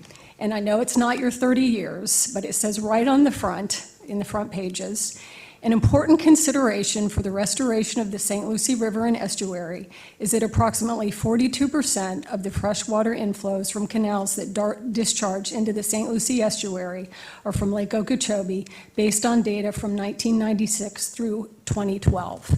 So I just think that as we move through all this, hopefully over the coming years, we can use this. Maybe we should always use the 30 years, but it would be nice if the data matched in some way, shape, or form, because I don't mean to be tough, but I never trust it.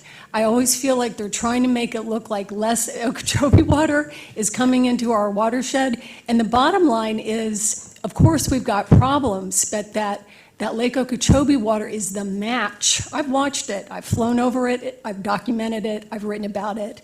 I've been on the edge of the river. I've dedicated my life to it. And, we have changed things so much that I think there are exponential changes that happen with that addition of that Lake Okeechobee water on top of all the changes we've already made to the estuary. So I just think that those things should be pointed out with sensitivity and consideration, because it's not just about numbers, it's about reactions. And you're doing a great job, and I love how you present. Well, thank you. I think it's incumbent upon us to, whenever we come and we present to you, when we bring you a table, a figure, or a graph, that we tell you what that period of record is. And as you look at the different things that you're going to be tasked with of coming through the district, all the different planning exercises that the district has gone through with the Army Corps through SERP or whatever, there can be different periods of record.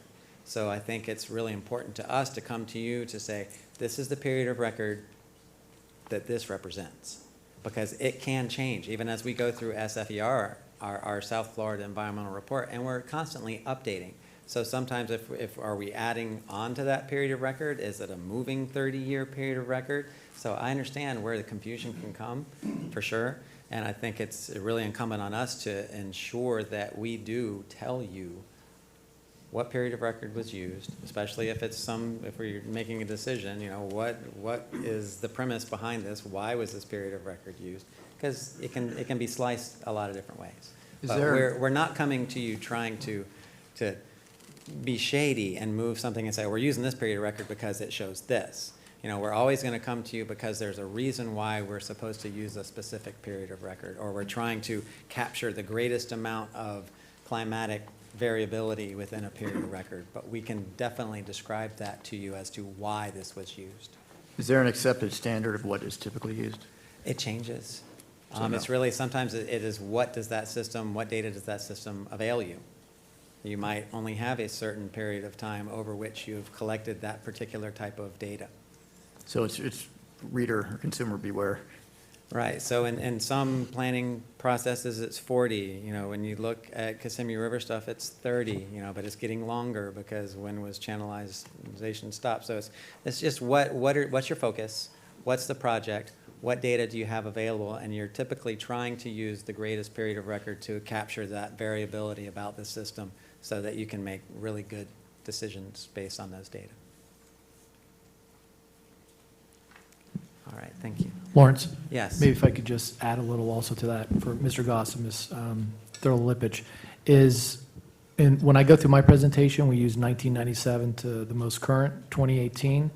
One of the things that we realize is we do need that consistency with the department, and we're going to be going through a process soon.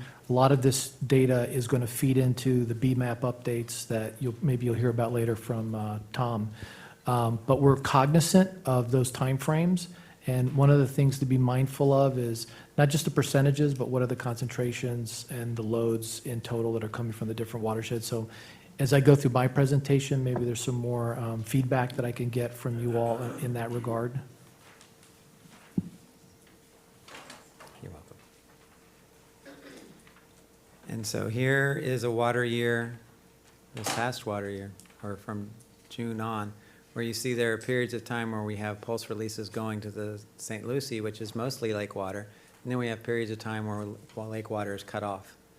So the St. Lucie definitely has longer periods where it is not receiving lake water than the Caloosahatchee.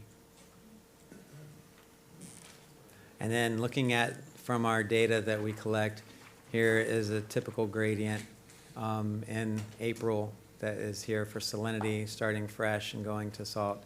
Here you have the color again that's coming in from the watersheds in the North and the South Fork. Once it hits the more marine conditions, that color falls out. And for turbidity, the same. This side is not a highly turbid site, but you can see in the center part here, there's a little more turbidity up at the front. And chlorophyll, this is the same sort of thing on this side. One thing to note is that the scale is different. The other side was 0 to 12. This side is 0 to 25. There seems to be more chlorophyll present in this system than the Caloosahatchee, just a little different. So we'll have gradients. When I come to the ecological conditions reports, I'm still going to have hard lines. That's just how our graphics are. I apologize for that. But the take-home message, when I've been asked, and Mr. Wagner is not here, but he is often asked, when I see this picture, what tells me whether or not this is good? And with estuaries, because they are so dynamic, if I'm coming to you with salinity and you are seeing a gradation of color going through the estuary, that's good. If you're seeing no gradation, that's when we start to get concerned, whether it's too saline or too fresh. So as long as there's a gradient, because we talked at the beginning that these organisms have physiological abilities to kind of hold the fort if conditions aren't right, it's how long they persist that's really going to be the implication there, because there is going to be that natural change in a gradient through a year. So just as long as you're seeing it and you're seeing that gradient, and I'm going to tell you whether it's good or bad, but putting lines on there is kind of a hard thing to do. It doesn't always make sense for that time of year. You could have two different pictures, and you could say this time of the year this is okay, this time of the year it's not. And I would hate for those to be picked up without any type of description to it and misinterpreted. Now we get to the portion where sometimes our estuaries get too much inflow, sometimes they don't get enough inflow. So during periods of very high flow, which is at the top, this is when you have, of course, increased nutrients in concentration and in load. You have increased color because of even if it's runoff from the basins themselves, they're highly stained, highly tannic water, so you have increased color. You are knocking down the salt water in this area. It's becoming fresh. Because this is so colored, your light attenuation is increasing. You're not getting the light down to the bottom for the submerged aquatic vegetation. Algae can come with it. If algae is in the presence of nutrients and in fresh water for a long enough time, you can have those bloom conditions. And you can get to a point down here where your sessile organisms that can't move, your oysters, if it gets too fresh, they're going to close up, and if it stays too long, they're going to start to die. On the flip side of that, and this is when you're not getting enough flow, and this is showing really the Caloosahatchee side because we do have a structure there. So typically, if you have low flows, salt water is going to start moving up the estuary, and especially on the Caloosahatchee side that has that navigation channel, then it's such a straight channel that it can move all the way up and impinge upon the structure, meaning that usually the gradient would just continue to creep back up, towards the headwaters. But that structure's there, so now you have salt water, and the reason for that structure was to keep the other side fresh for water supply. But so you have this structure now that larval fish can become impinged upon. That means they can no longer travel any further. So they're concentrated in one area. Now they're concentrated in one area, their predators are in higher concentration, and you can have kind of the base of the food web starting to be depleted at an unnatural rate. But you do have good light attenuation for submerged aquatic vegetation.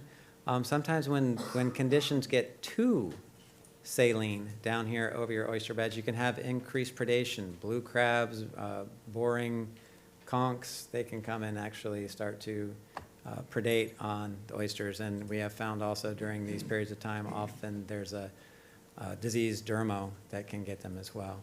So these are types of things that we have to deal with because they're so altered, because the flow to them isn't a natural flow regime anymore. We have periods of time when there's too much fresh water. We have periods of time when there's not enough fresh water. And I'm happy to take any questions. Okay, thank you. Let's move on Thank you very to agenda item number 5. Stuart Van Horn is going to talk about the water quality monitoring and trends in the watershed and estuaries.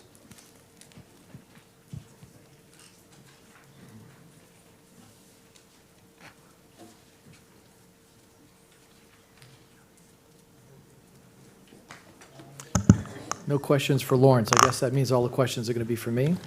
I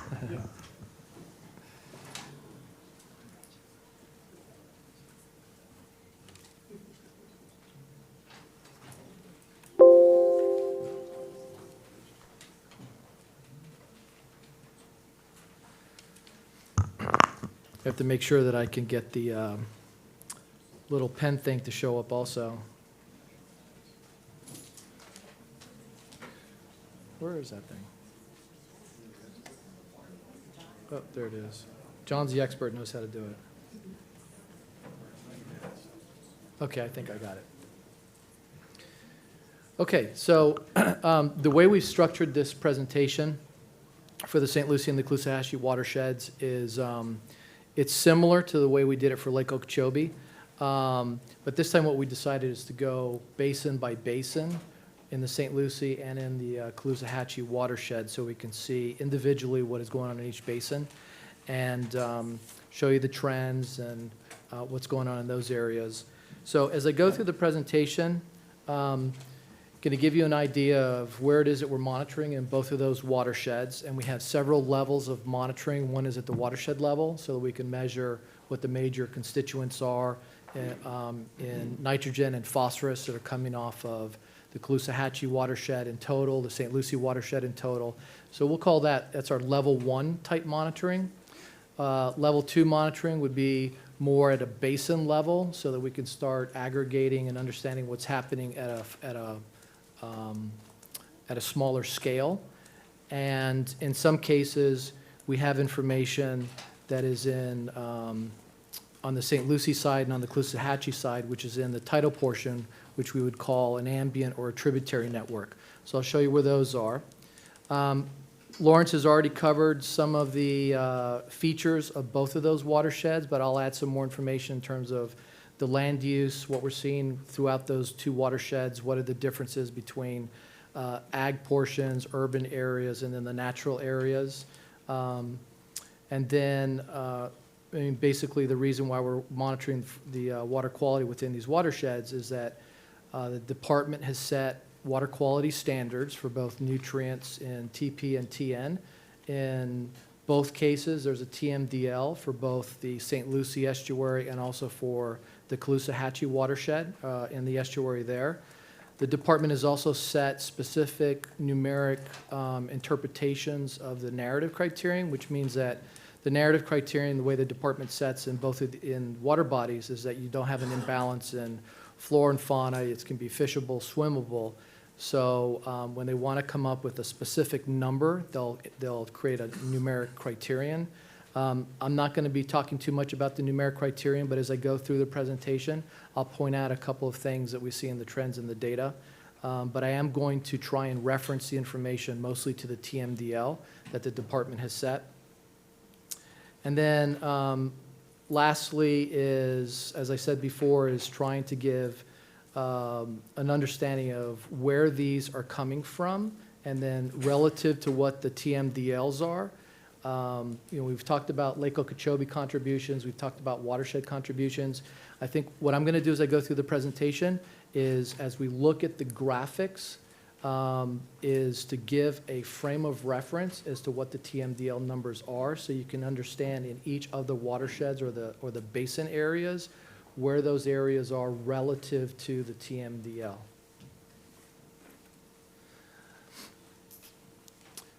This is a slide that I presented before when I went over Lake Okeechobee, and basically, just as a reminder, there's really 4 major reasons why we do the monitoring. One is if we have individual restoration projects where we get a permit from DEP. So for instance, if it's a C44 reservoir, the C43 reservoir, those will have monitoring requirements associated with monitoring the progress of that particular project in attaining its goal. So if it's a quantity project, there'll be hydrologic monitoring. If it has an associated nutrient reduction goal, there'll be water quality monitoring associated with that. The second would be district rules. So for instance, if there was any monitoring required under the district's work of the district, the Water Management District's works of the district program, which was referenced before as 4061, that would be a place in which monitoring could occur also. The third would be statutory requirements. So there's really 2 parts to that, is that as in total, as a district is building projects, while each individual project is monitored, we want to monitor in total how all of these projects are working in aggregate. And then to be able to support the department also is that there's system-wide monitoring that we do so that the department can use the information to measure compliance with how attainment with these water quality standards are being accomplished. And it feeds into the BMAP process so that they know what projects that need to be built or implemented in order to attain those requirements. And then lastly, it would be long-term studies. So I know that Lawrence had mentioned a project that was over on the, I think it was on the Caloosahatchee side. You've got surface projects, and so those are very useful in quick synoptic monitoring in the river, in the estuaries, to understand what's going on, and he showed some of the data associated with that.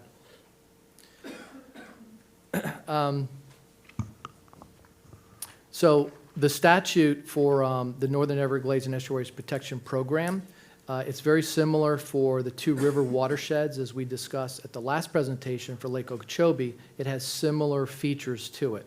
So within the Watershed Protection Plan, which is implemented by the district, there are requirements to implement a research and monitoring program. That monitoring, a lot of the 4 reasons that I gave on the previous slide, the different reasons why we monitor within the watershed, that feeds into this research and monitoring plan. And I believe we're actually going to go into discussions soon with DEP to start taking a look at a finer resolution of all the monitoring that's within the watershed, see where there are additional needs, where we have good coverage, where we don't have good coverage. So that information tells us how, in total, the projects are working. And then just a few examples of what these different projects are. You can have either storage projects, which deals with the quantity of water. You can have treatment projects like the C44 STA as an example, that's going to reduce nutrients. Areas where you want to do wetland restoration. You heard about previous presentations north of the lake in the Lope project. It's considering wetland restoration areas as one of its 3 major features. Hydrologic restoration, and then the implementation of whatever would come out of looking at the works of the district rule that's implemented by the district. So all of that, like I said before, feeds into the bigger picture issue is how in total is not only the district's efforts in implementing these projects, but also what DEP is doing with other stakeholders in the BMAP process. So what I'll do here is I'll go over what the TMDLs are for the Caloosahatchee and the St. Lucie. And currently, I understand that for the Caloosahatchee, the TMDL target is a nitrogen target, and it's measured in pounds per year. The department is looking at this information, and they're going to go through an update of taking a look at that and seeing if that's the level that the TMDL should be at right now. For the St. Lucie side, there are concentration TMDL targets. So for phosphorus concentrations, it's 0.081 milligrams per liter, which is the equivalent of 81 parts per billion. For total nitrogen, it's 0.72 milligrams per liter. So for the Caloosahatchee, where that TMDL is measured, it's basically all of the discharges that come from Lake Okeechobee, from the C-43 freshwater portion of the watershed, and then whatever is discharging from the tidal portion.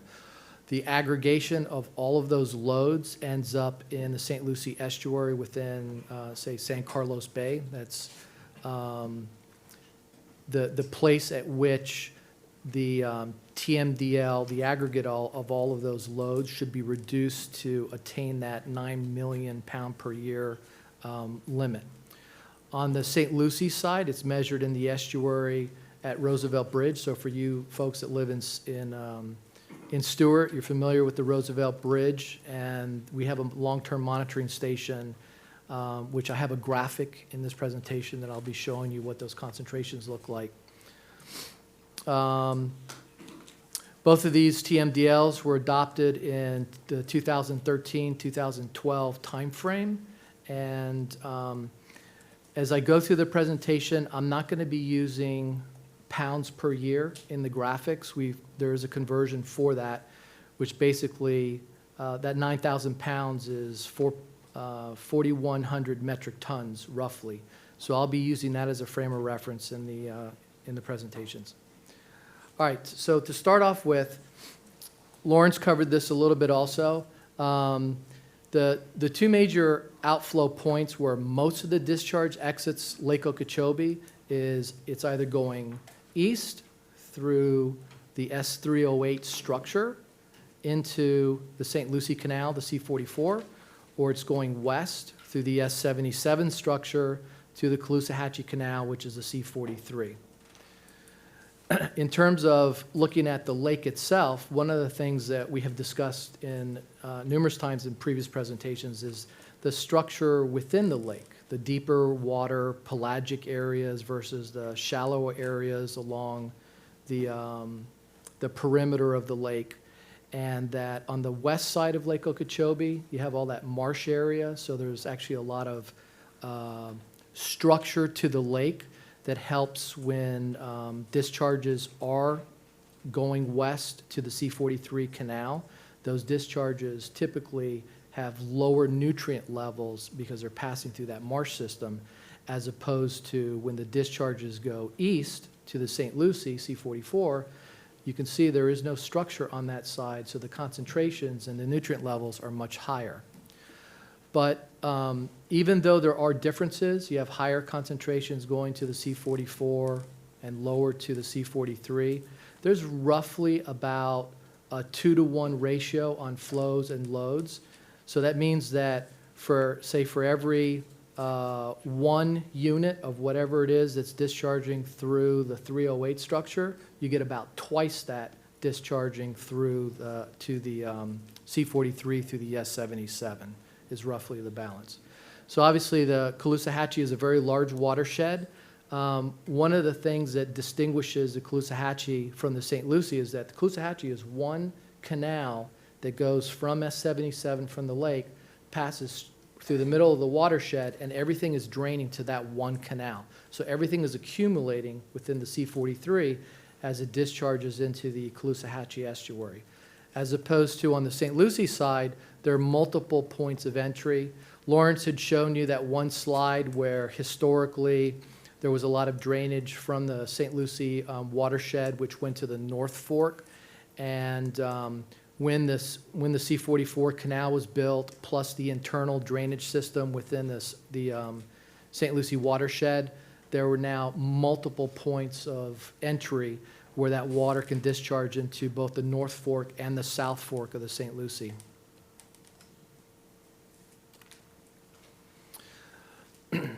Okay, so what I'll try to do here is orient you to the graphics, because these graphics are similar from slide to slide. So I'll go through and I'll explain on this slide what it is that we're looking at. But the first thing I'll say is that we know that the concentrations going east to the C-44 canal are lower than they are going to the C-43 canal to the Caloosahatchee. So if we look at the last 5 years, and you can look at multiple periods of record, it's addressing the question that Mr. Goss and Ms. Thurlow-Lippitt had asked before, is you can look at long-term trends, but when you're looking at what is the most recent and you're trying to get an idea or a sense of where you are, looking at that period of record gives you an idea of, from a relative magnitude, of how things are progressing. So on the top of this lake graphic, there's a table that's titled in 3 columns. It says flow, phosphorus load, and nitrogen load. And within that table, the first row tells you what the average discharge is going through the S77 structure. So for this 5-year period, it was a little over 1 million acre-feet. The next column and row tells you the phosphorus load, 128 metric tons. And then the number that's in parentheses is the concentration of that 5-year average. So it's 98 parts per billion. Yes? So is this 2014 through 2018? Correct. So 2013 is not included? Correct. Thanks. Yes. If down at the bottom, there's a note there, 2014, 28. No, that's okay. So that's a great. Why don't you include 2013, considering it was one of the highest years for discharges? That's a good point. So 2013 was a high year of discharge, and it had what came from the lake to the St. Lucie was a lot higher than what the average is that you would see in that period. So if we're looking at 44% of the flow came through S77, it was probably somewhere 50 to 60% in that particular year that the discharges came from the lake in calendar year 2013. So we haven't included it in here. There's no particular reason other than we're just looking at 5-year rolling averages. But the information is in the handout that was posted to the XWeb, plus it's in your package. So you can see for that particular year what the discharge was from the lake and from the watershed itself. I believe all of you got that in your package, right? Okay. Stuart, Okay. Stuart, I'm over here.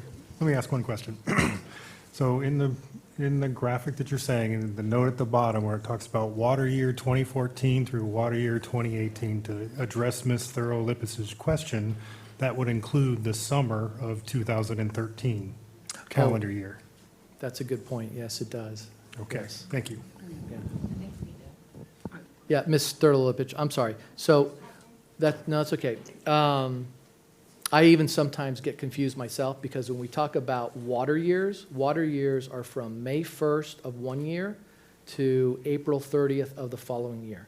So water year 2014 included May of 2013 through April of 2014. So the discharges that occurred in that year are included in this. So I apologize for that. Well, I feel better now. Thank Okay. you. Thank you, John, for catching that. Okay, so to complete the explanation on the table, when you look at the nitrogen load column, that's 1,854 metric tons of nitrogen at a concentration of 1.41 milligrams per liter. And then the percentages of those discharges going out of the lake. So there are 3 exit points to discharge from the lake. It either goes east, west, or it's going south through the southern structures. So I've not included the southern structure outflows here, but these totals would represent the percentage of that total outflow. So 44% of the flow came out through S77, 16 or almost 17% down here on the bottom that went through the west through the S70, I'm sorry, I got that backwards. So S77 going west, S308 going east, and the balance of that would have been on average what was going south, but those numbers aren't presented here. When you look at the graphics, also, well, let me finish the table on the bottom. So we were talking about much higher concentrations that go through 308. So when you're looking at 77, structure S77, you're seeing 98 parts per billion in phosphorus. You're seeing 1.41 milligrams per liter of nitrogen. But when you go down and you look at 308, you can see that the concentrations are much higher for the phosphorus at 180 parts per billion. The nitrogen levels are a little bit higher, not too much higher, but it is higher at 1.64. All right, so to orient you to the two graphics that are on the left and the right, they're both exactly the same, and what they're showing is the top graphic is a flow graphic, and it's showing from 1997 through 2018 what the annual flow volumes are in thousands of acre feet that would go through the S77. In this case, S77 is on the left. This middle graphic here is showing both phosphorus load and phosphorus concentration. So on the left-hand side is the scale for phosphorus loading in metric tons, and that is that goes with solid bars across the years. On the right-hand side, that is a flow-weighted mean total phosphorus concentration for each year, and that is represented by that line with the dots on it. The bottom one on the left, it's the same type of graphic, but it's for nitrogen. So the nitrogen is being shown as a load on the left in metric tons, it's the bars, and then on the right-hand side, you're seeing the concentration as a flow-weighted, an annual flow-weighted mean represented by that line. So let's just focus on two things here.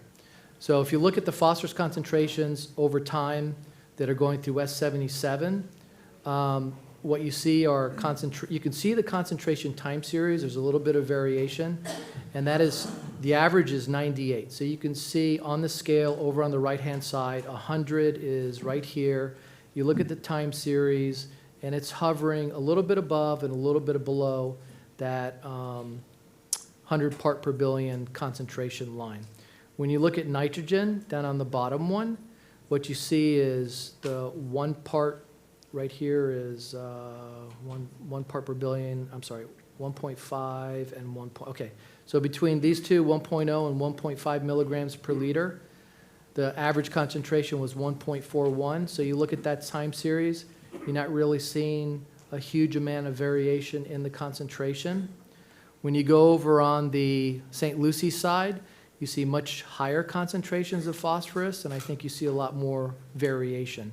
Likely, the variation in both the phosphorus level and the nitrogen levels has a lot to do with the lake structure, the marsh system that's on the west versus what you lack on the east side. So therefore, you get a lot more variability that's going into through the S308 structure to the C44 canal. So these graphics set up all the rest of the graphics as we go through, and what I'll do is I'll do the St. Lucie and then I'll do the Caloosahatchee, and we'll go through each one of the watersheds. Stuart, before you move on, I have a question for clarification on my behalf here. What's the significance of the percentages in the center of the graphic if the tonnage is really what signifies whether it's high or low? Well, the tonnage is important, but also the percent of it is important because it's giving you the relative idea of how much is exiting the lake. So the St. Lucie gets only half, roughly, because it was a 2-to-1 ratio. So it's getting only about half of the lake discharges that the Caloosahatchee Canal is receiving. But the 16.6%, what's the significance of the percentages? Well, again, the percentages are giving you a relative idea of what is going east and west for flow, load, and... And I can figure out south by adding those two up. The difference roughly would be what's going south. So that's... Which is significantly a lot less. So that's related to Lake Okeechobee? Because you said that the phosphorus load was higher in the S308 5-year average, but yet the percentage is lower than the S77, and so that's what I was trying to figure out. Well, yes, so the concentrations are much higher for phosphorus, but the flow is a lot less. So if you look at, Okay, that's up here in the top, you have 1 million acre feet of flow going through S77, but you only have about 400,000 acre feet. The concentration is a lot larger. So really what it is, it's a balance between quantity and concentration. So if you have very high quantity, low concentration, you'll come out with a certain load, where vice versa, if you have very low flow or quantity and you have a high concentration, you'll come out with a certain load. Sometimes those can be equal, high flow, low concentration, or if it flips, in those two cases, you could come out with the same load. So it depends on the relativeness of the quantity or the concentration. If the lake were just a bowl without any marsh, you would expect each of those numbers to be the same. I think that's what a lot of people have said, and yes, I don't think anybody would disagree with that. Right. Thank you.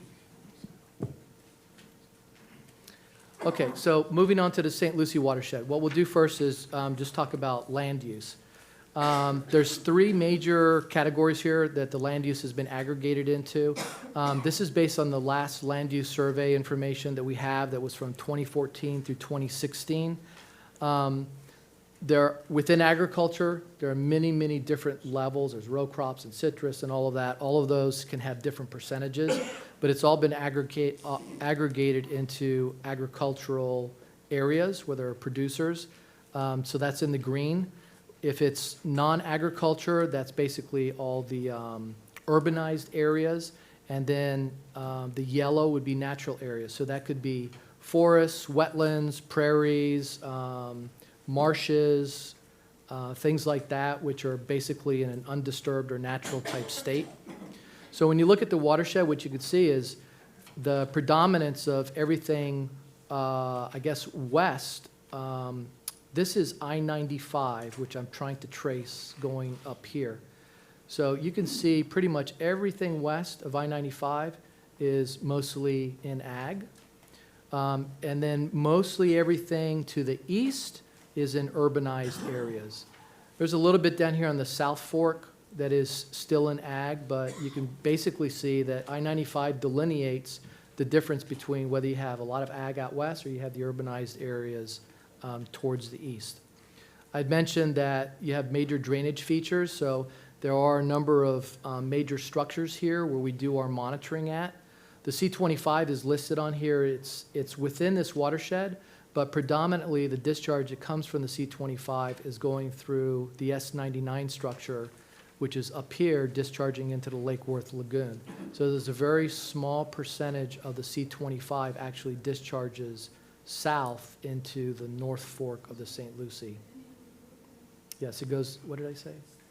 Oh, my apologies. The Indian River Lagoon, thank you.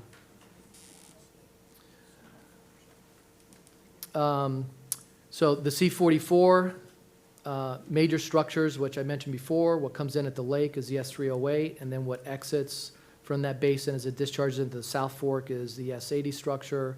And then the C23, the C24 have major structures. Then up towards the north is the 10 Mile Creek area, which has a large structure there also. And then I had mentioned that we do monitor at 2 different levels. One's at the watershed level, what we call level 1, and then at the next level, which is of higher resolution. So we understand what's going on in individual basins. We call that level 2. So this is a map showing where the monitoring is. We monitor at that highest level, level 1, so we understand what's coming from each of these major areas, the C44, the C23, the C24, the 10 Mile Creek area, and then I think I covered it there. So there's 5 major structures where we're doing monitoring of flow and nutrient concentrations. Then within the tidal area, which is this hatched area, it's the north, for the North Fork, there's tidal portions. So basically that means that those areas are downstream of major district structures. So within all of those areas, if you look at, in the city of Stewart, you have a lot of, the rainfall falls, it's discharging off of lawns and off of roads and things like that. So that type of surface water runoff is stormwater, and it's getting into the North Fork and the South Fork. So we have 31 stations that we monitor along different places where there are creeks and bridges over little water bodies, places that are locations that would give us a good understanding of what the quality is of that stormwater runoff that's coming from the tidal area. They're roughly separated. We have about half of those stations are in the North Fork, and about half of the stations are for the South Fork tidal portion. I'm not going to cover the estuary stations per se. There's about 10 of those, and those are the ones that in large part that Lawrence and his staff utilize that you saw in the previous presentation to understand what the gradients are. That information is very helpful for that. Okay, so TMDL. What this graph is showing is since the TMDL is to be met at the Roosevelt Bridge for the St. Lucie estuary, there's the 81 micrograms per liter, which is a part per billion. That line represents the threshold at which you want the entire watershed to be discharging at a concentration that's low enough so that when you measure at the Roosevelt Bridge, that the concentrations on an annual basis are hovering or at or below this line going straight across.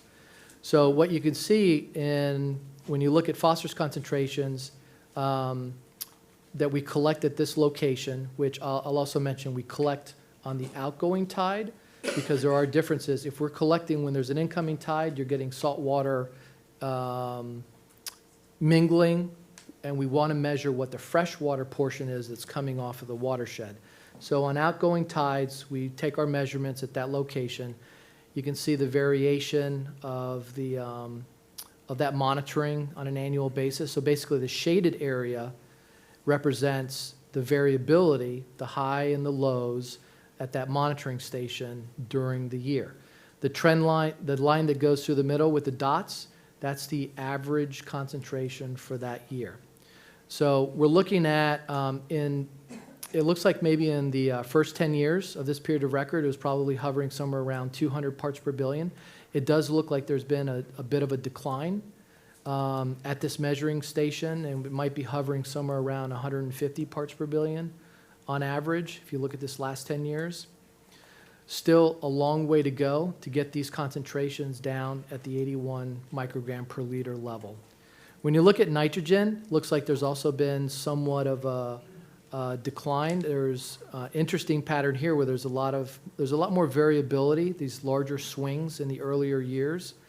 But it looks like where the concentrations are now that are being measured for nitrogen, which needs to meet the 0.72 milligrams per liter, is that it seems to be close. Some years it's above, some years it's below, but the goal is to make sure that all of these concentrations are at or below on an ongoing basis at that monitoring station. It's not presented on here, but we have done the exercise. There's distance between where the water runoff comes from in the watershed to where this location is monitored at the Roosevelt Bridge. So when we look at our upstream concentrations and we aggregate everything together, we're seeing a very similar pattern, but the pattern is much higher. So there seems to be some attenuation or some lowering of the concentrations that once it discharges from the landscape and it gets to the St. Lucie measuring point at the Roosevelt Bridge, those concentrations are lower than what we're seeing in the watershed. And it's the same thing for nitrogen. Stuart, before you move on, I have a question. My slide has 2 solid lines and 1 dotted line through the center of this measurement. And I thought that you indicated that that was the average.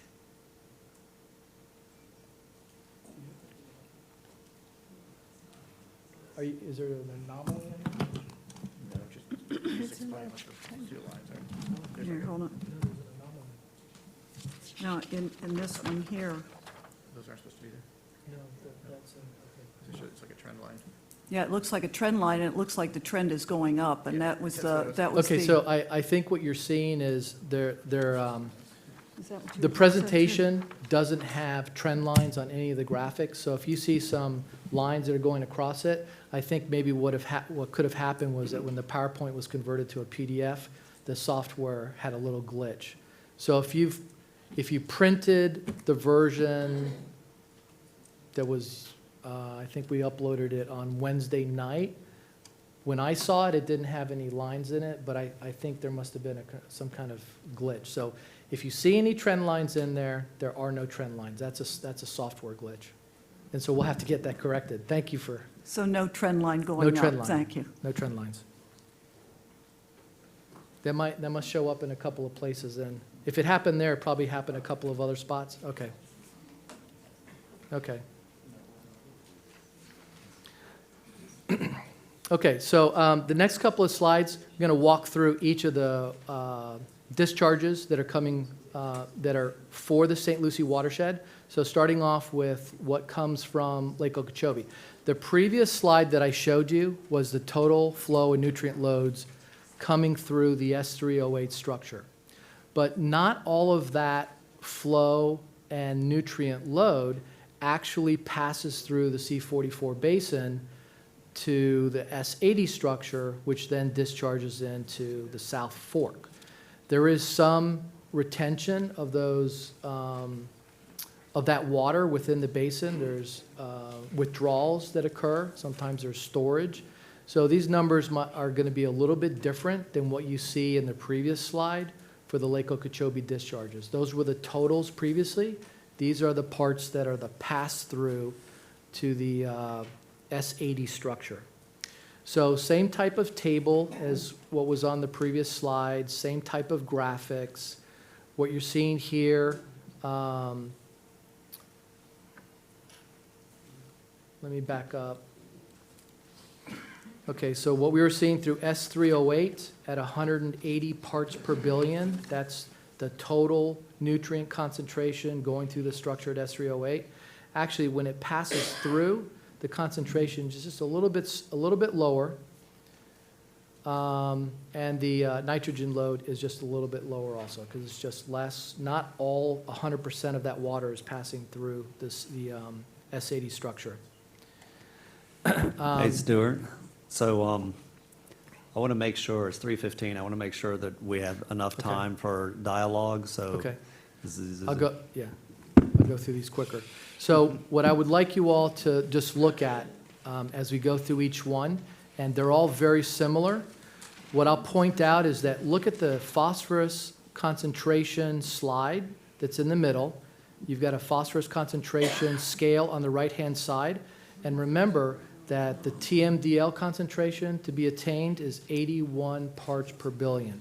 So if you look at the time series of the concentration, you'll get an idea of how much higher that discharge is from that particular discharge compared to the 81 parts per billion. The same thing for the nitrogen time series. So when you look at the nitrogen time series, and if 0.72 milligrams per liter is the TMDL to be attained at the Roosevelt Bridge, you can see how much relatively how much higher the concentration is that's coming from the lake discharges. For the C44, same thing. One thing to note is that on this one, if there are any trend lines on there, remember, ignore those, but just from a visual observation, it looks like the phosphorus concentrations within the C44 basin have been increasing over time. There doesn't really seem to be any difference per se in the nitrogen concentrations. There are some peaks that occur. Remember the 2004, 2005 hurricanes brought in a lot of water, so we have higher loads, concentrations associated with that. I will also mention that there was a little bit of an anomaly at the 308 structure. The district doesn't monitor the flow at that structure. It's the Corps of Engineers, and there was an anomaly between October and December of 2017 where we think that the flows through that structure are overestimated, and it's probably then underestimating the C44 contribution. So maybe this concentration on both phosphorus and nitrogen, that could be anomalous where it might be a lot lower, but it's hard to tell. But if you look at the overall trend, it's going up for phosphorus, and for nitrogen, it seems to be about stable. On the C23, I think what you'll note is on the phosphorus concentrations, a lot of variability in that first 10-year period, and then when you look at the last 10 years, it seems to have a lot less variability. Don't really know in particular why that is. And again, it's hovering around 400 parts per billion, so referencing that against the 81 micrograms, 81 parts per billion, you get an idea of where that basin is. And then nitrogen, it's hovering around 1.62 on average relative to the 0.72 TMDL at the Roosevelt Bridge. For the C24 basin, you see those concentrations. That looks fairly stable. You don't really see a lot of variation in the phosphorus concentrations, not a lot of ups and downs, but the levels are high. The nitrogen levels are high also, but you don't really see a lot of variation in the data from one year to the other. In the 10 Mile Creek area, where we measure at is the Gordy Road structure, has lower concentrations, and it actually looks like there might be a decreasing trend in this particular area. When you just visually look at the trend of the annual concentrations, it kind of looks like it's on a bit of a downward slope. And then when you look at the nitrogen levels, visually, it looks like it might be on a little bit of a slight downward slope also. This one is between the 10 Mile Creek and the tidal areas. The nitrogen levels are probably the closest to what the TMDL target is. So when you look at the tidal area, as I mentioned, it's very stable concentrations on the nitrogen, not a lot of variability. It's a lot closer to that 0.72. And then this phosphorus levels are very low, not a lot of variability associated with that. As just a frame of reference, since each one of those were being presented individually, we put the summary slide in so you get an idea of what from Lake Okeechobee, from the tidal basin, and then the St. Lucie basins, which are listed, the four of them that aggregate together to make up the St. Lucie basins, you can see what the percentages are. So about 31% for flow from Lake Okeechobee for the last 5 years, 23% from the tidal basins, and about 46% from the St. Lucie. And then with each one of these areas, it's breaking out that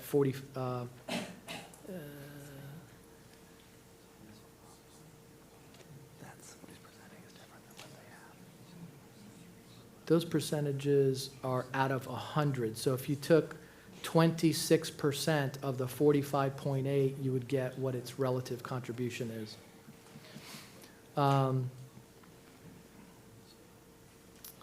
Okay, moving over to the Caloosahatchee side, what you can see on the land use is the river, the canal, C43, runs basically through the middle of the watershed until it gets down to S79, then it spreads out into the St. Lucie estuary. So west of S79,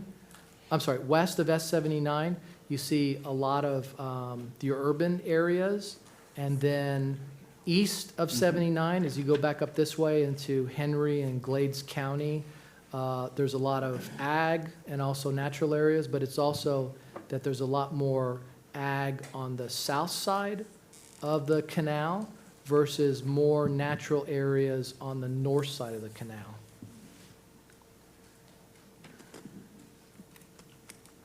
Our monitoring stations within this area, we're measuring it at S77, S78, S79, and then in the tidal portions, we have 20 stations that are in different creeks, and while we have flow measurements at all the major structures within the tidal area, there's actually a model that's utilized. There's so many places to monitor that it's not necessarily an easy thing to do, so a model is used, a rainfall runoff model, to determine how much flow, and then you couple those with the concentrations that are taken at all these different sites, you get an estimate of what the nutrient loads and the nutrient concentrations are that are coming from the tidal portion downstream of S79. There's also a portion of, out here on the East Caloosahatchee, the S4 basin can discharge over into the C43 canal through a structure called S235, I believe. So those are all being monitored. Okay, so relative to the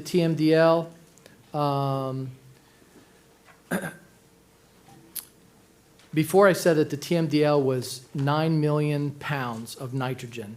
So one of the things that's easy to do is that we can measure all of the flows and loads for all of the nitrogen loads at the S79 structure, which represents the lake contribution and the C43 contribution. So that's what this time series represents, is whether or not it's Lake Okeechobee or the C43 that passed in that particular year at the S79 structure.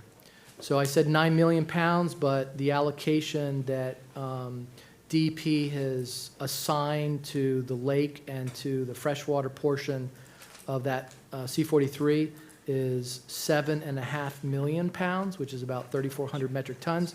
So the line is drawn across.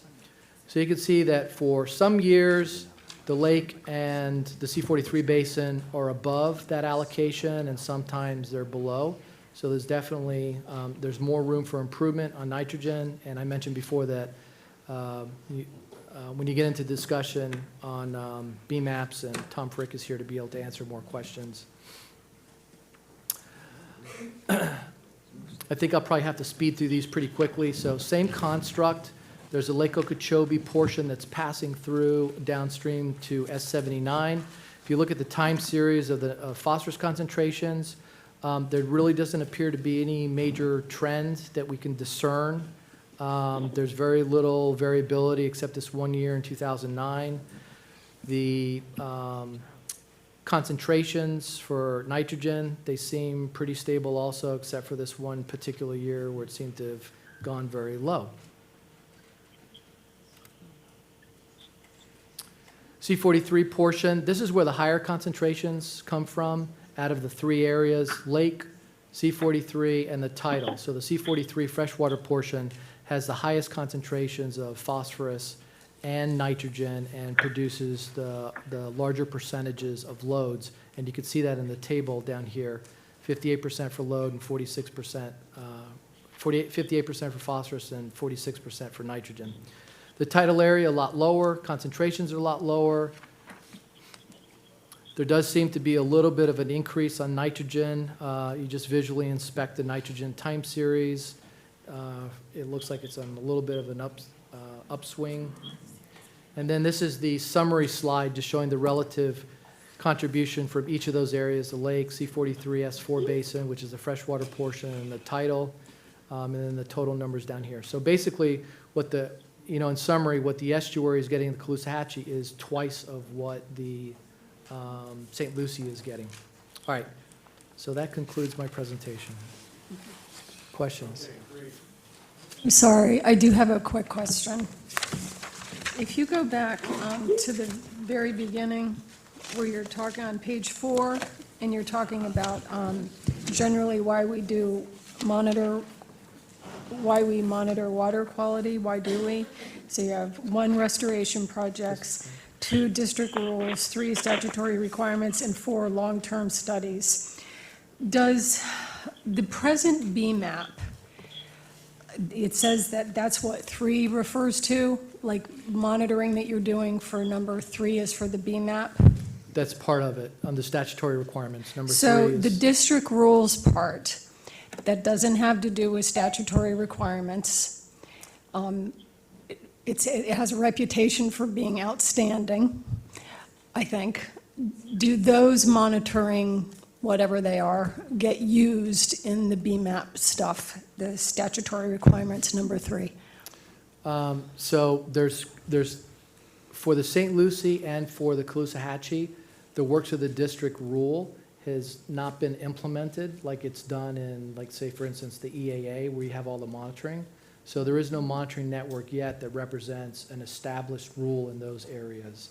But I think we have Pam Wade here also, so maybe during your, Pam Wade oversees that program. Okay, so maybe- these things are very separated. Right. Thank you. Yeah, I think Tom, I don't know if you have anything to add to that. No, I think that's, the BMAP, long-term stations are different than what has been or historically has been used. So, and I'll talk a little bit about trying to get those combined a little bit more in my presentation. Are they like right next to each other too?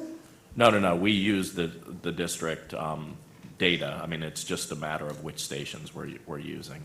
So it's not as if the district's going out there and collecting and then DEP's going out there and collecting. We're using those same stations. We're just not using all of them. So if that makes sense. But I'll address that in a moment. Thanks. All right, thank you, Stuart. Appreciate that. I'm going to do just a real quick reality check here. We have item 6. Tom Frick is going to give us a presentation. We have governing board discussion with panel members, and then we have general public comment. We have about 12 people that have asked to speak during agenda item number 8. So if you just kind of work backwards there, if we try and do item number 6, Tom, maybe a 15-minute slot for you, and then that would give us 45 minutes for board discussion, questions, dialogue with the panel members, and that would still leave us 25 minutes for public comment. So if we could just roughly keep around those timelines, I think we can get out of here by 5 o'clock. All right, put me on the clock. 15 minutes, right? No, I'm joking. Just throw something at me, yeah. Let me, so we can go on this. Good afternoon. Again, my name is Tom Frick. I'm the director for DEP's Water Quality Restoration Division. And before I dive into water quality restoration, I just want to identify the fact that we at DEP, a lot of these conversations we're talking about is really protection and prevention of nutrients getting into the water bodies. Most of that is in our regulatory programs, and so we definitely recognize that and recognize the need for the department really to focus on those sort of sources. And so I just want to say that, you know, up front. Now, currently, the department has been looking at that. We have increased or will be increasing our number of inspectors that are going to go out to sources. Those are permitted sources that we have. So anything that is releasing nutrients into our watersheds, we're going to be going out and looking at those over the next year. So we're increasing the number of inspectors, we're increasing the frequency of going out and doing those inspections. So that includes stormwater, the multi-sector separate storm sewer systems, MS4s that are out there. It's also our general permits that go to industrial facilities that would be producing or fertilizer or any other nitrogen. And also we're looking at our wastewater plants. So it's not only the direct discharges, and if you remember from my last presentation, I talked about the NPDES program, which is direct discharges, but we have dozens of indirect discharges, either through land application, reuse, it's going out onto our watershed, and that does end up getting into our water bodies as well. So we're increasing our inspections on those as well. Those are state permits, but we're going to be looking at those. And obviously, I mentioned at the last one, the move from the law enforcement officers that were at FWC. They have come to DEP. They started July 1, so just a few weeks ago. I think actually if you came to the Blue-Green Algal Task Force meeting, we had some of those officers there. They were still in FWC garb, so we hadn't got them uniforms yet, but we're working on it. And then a third one I'll just mention, which is ongoing right now, is looking at and really updating our biosolids rule. We know that's been an issue out there in many of our watersheds. So that we had held public workshops at the end of June throughout the state. We are in the public comment period, so that will run till the end of the month. You can go out into our DEP website to the biosolids. I think pretty much if you Google biosolids DEP, it pops up as one of the first ones. And you can submit comments to us there. So lots going on that source control side of looking at all of those nutrient sources that are going into our watershed. Those are in our priority watersheds, not just the watersheds that here, the southern watersheds that we're talking about of Lako, St. Lucie, and Caloosahatchee, but they are looking at these in all of our watersheds that have nutrient impairment, so they're not meeting water quality standards for nutrients. That's across the state. So that's a big effort. I just wanted to put that out there up front because I know I usually dive into restoration and then lots of questions come up about what are we doing for source control. So I thought I'd put that out there at the very beginning. So let's talk about restoration. So when we do identify that there are problems out in our water bodies, and really what happens in this is there is a process that I described before that where the department, using data from DEP, water management districts, other entities, will go through the state and evaluate our waters compared to our water quality standards. We've been doing that for about 20 years now, really intensive effort, and we've gone around the state. We're working on our 4th time around the state, so quite a number of times that we've been looking at those. Now that is to identify which waters we have problems, whether it's nutrient problems or other problems, and then we would develop sort of the restoration activities. And so what the next step is a restoration goal, which we call the total maximum daily loads. So those TMDLs that I mentioned, those are just restoration targets that we look at. And then the legislature in Florida, and these are unique to Florida, these basin management action plans, the legislature said, okay, what you need to do, DEP, is you need to implement these total maximum daily loads, these restoration targets, through a process. And that process is what we have as BMAPs. BMAPs are relatively young. So our first BMAPs were adopted in 2008.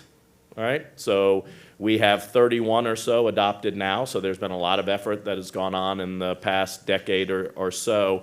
But the authority for that didn't come into place until the mid-2000s. And as Mr. Goforth mentioned, the NEEP regulations, or Northern Everglades and Estuary Protection, in 2007 told the department, you need to develop total maximum daily loads, restoration targets for the estuaries, Caloosahatchee Estuary and St. Lucie Estuary. The department did that. We adopted some in 2009. They also said that we needed to develop these restoration plans, those basin management action plans at that point. And so those were adopted in late 2012 and early 2013. Now, I will say that at the time and as we were looking at these, those BMAPs, our restoration plans, are looked at in phases. We really were looking at what can be accomplished over the next 5 years, right?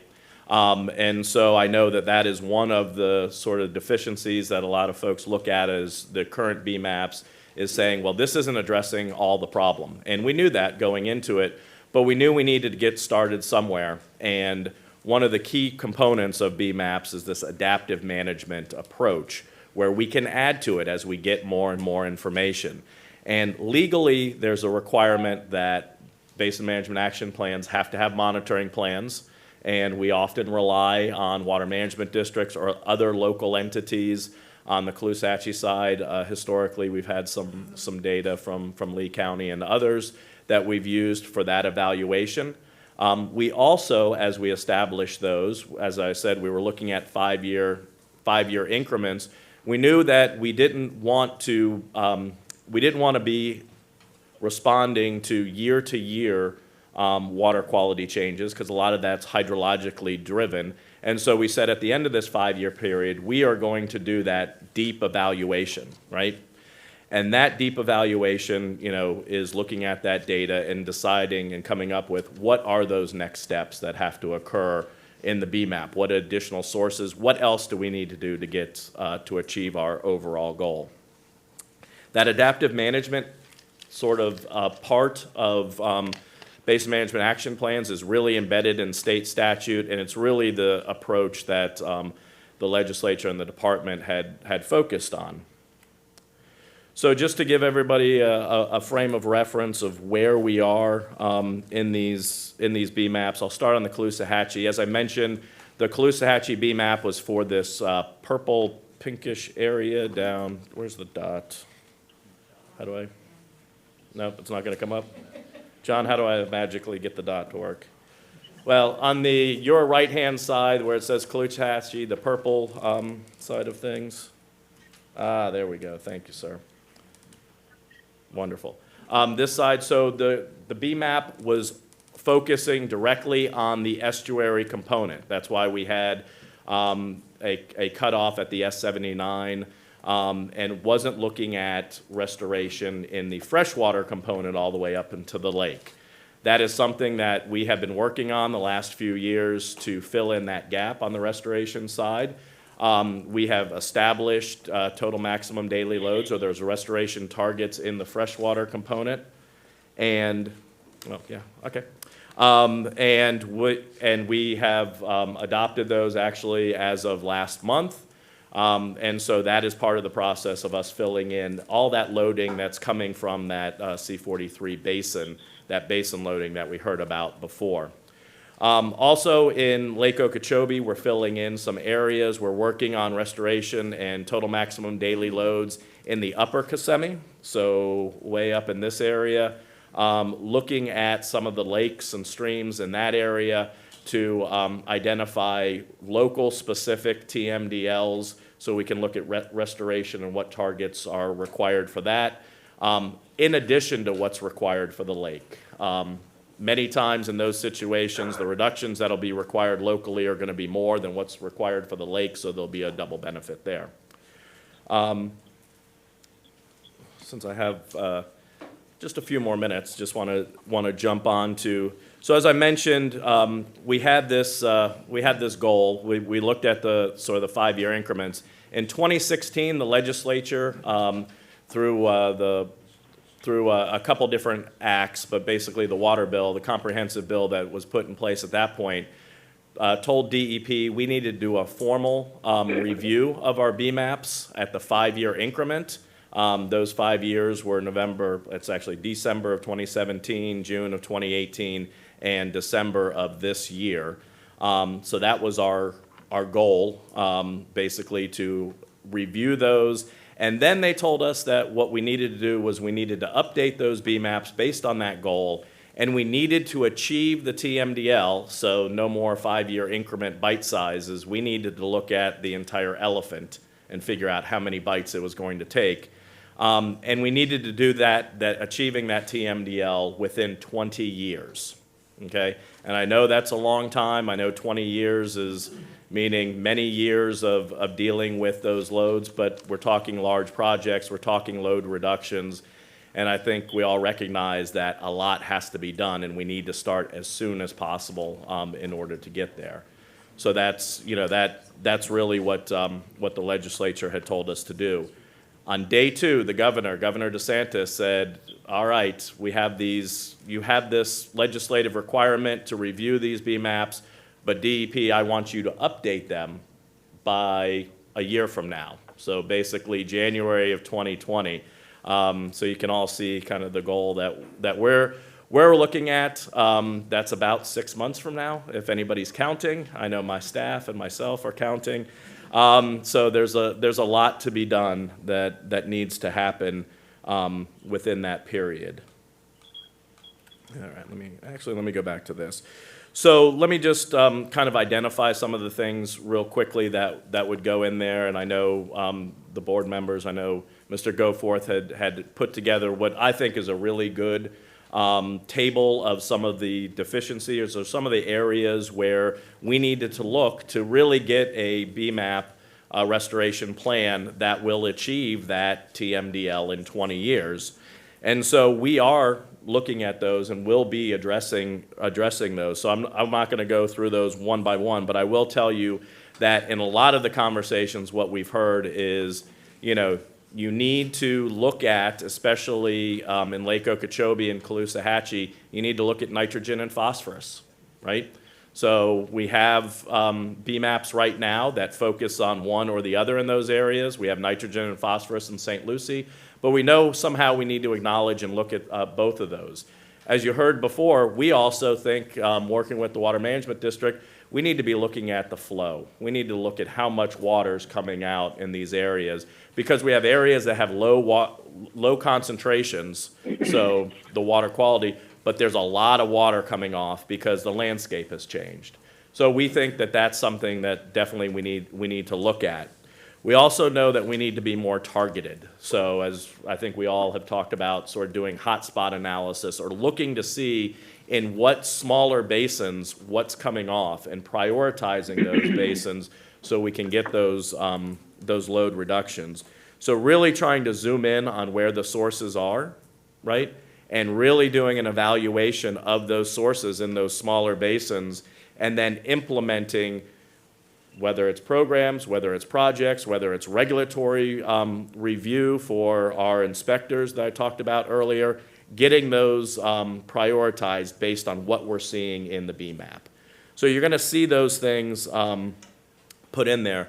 Also, one of the things that has been mentioned a number of times is dealing with, I think we all call it legacy loading, you know, coming from Lake Okeechobee. I think there's a recognition by everybody that if you cut off all of the load, every bit of water getting to Lake O, you're still going to have export of nutrients. And we need to work on that. So we need to deal with that water quality. There's a water quantity component to that, as I mentioned, but there's also a water quality look that we have to have.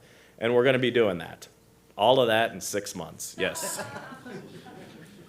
We can get there, though. So lastly, just want to talk about the Blue-Green Algal Task Force.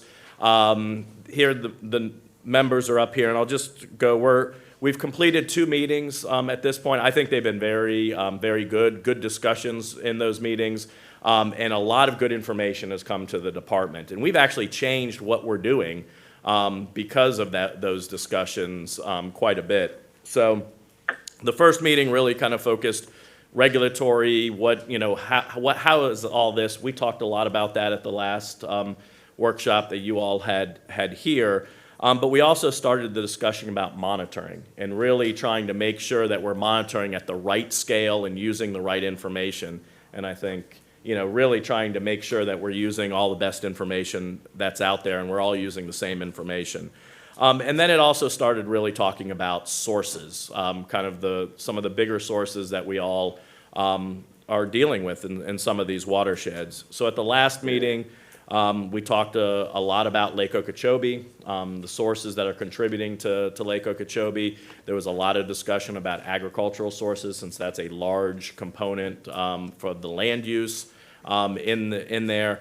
And then we started the discussion about innovative technologies. How do we, identify what technologies are going to work and in what areas?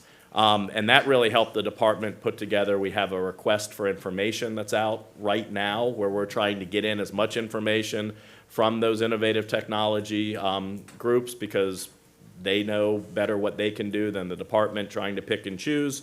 So we hope to get in as much information as we can. And then we're going to bring that back to the task force to have a discussion about what are the things that we need to look for. So really what you've seen is setting up this discussion by the task force, some ideas and recommendations about how the department should look at things, the department taking that back, internalizing that, and then coming back to the task force to say, hey, this is how we've evaluated, whether it's innovative technologies. We also, in the first meeting, talked about projects. So those are the larger projects that the department funds. So we got some information on that. Oh, poor Wendy, I've got a dot on her head. No offense, Wendy. And so I think we're setting up that big discussion. So there's a lot of things that we've already a lot implemented based on that task force. I mentioned about sort of on the regulatory side, that increased inspections. Also talked about the RFI and what we're doing in the BMAP. I think one of the big things that you heard before from both Lawrence and from Stuart as well, but mainly from Lawrence's presentation, is that looking at total nitrogen and total phosphorus may not do it for us. We need to look at speciation, right? And that's a recommendation we're getting from the task force of looking at nitrogen species and phosphorus species to try and figure out how that is triggering algal blooms. And so we will be looking at that and putting that as part of our monitoring component. So there was a lot of discussion about that speciation. So I know I ran over by 4 minutes. I apologize, but hopefully that's good information. I'll be happy to answer any questions. I have a quick one. You're going to be updating the BMAPs. As you do that, are the TMDLs set in stone, or are they moving also? Yeah, excellent question. So right now, in the time period we have, they are set because they're set in rule, right? So we would have to go through a full rule-making process in order to change those. So the idea is we are going to have to put together, the best BMAPs using our current targets that we have in those areas. That adaptive management approach that I talked about before, a number of the science and the monitoring that we're going to be doing, that helps us update those those TMDLs, and even updates the modeling or information we've used in the BMAPs themselves. So we plan on doing that as well. So there will be a feedback loop. I have one question.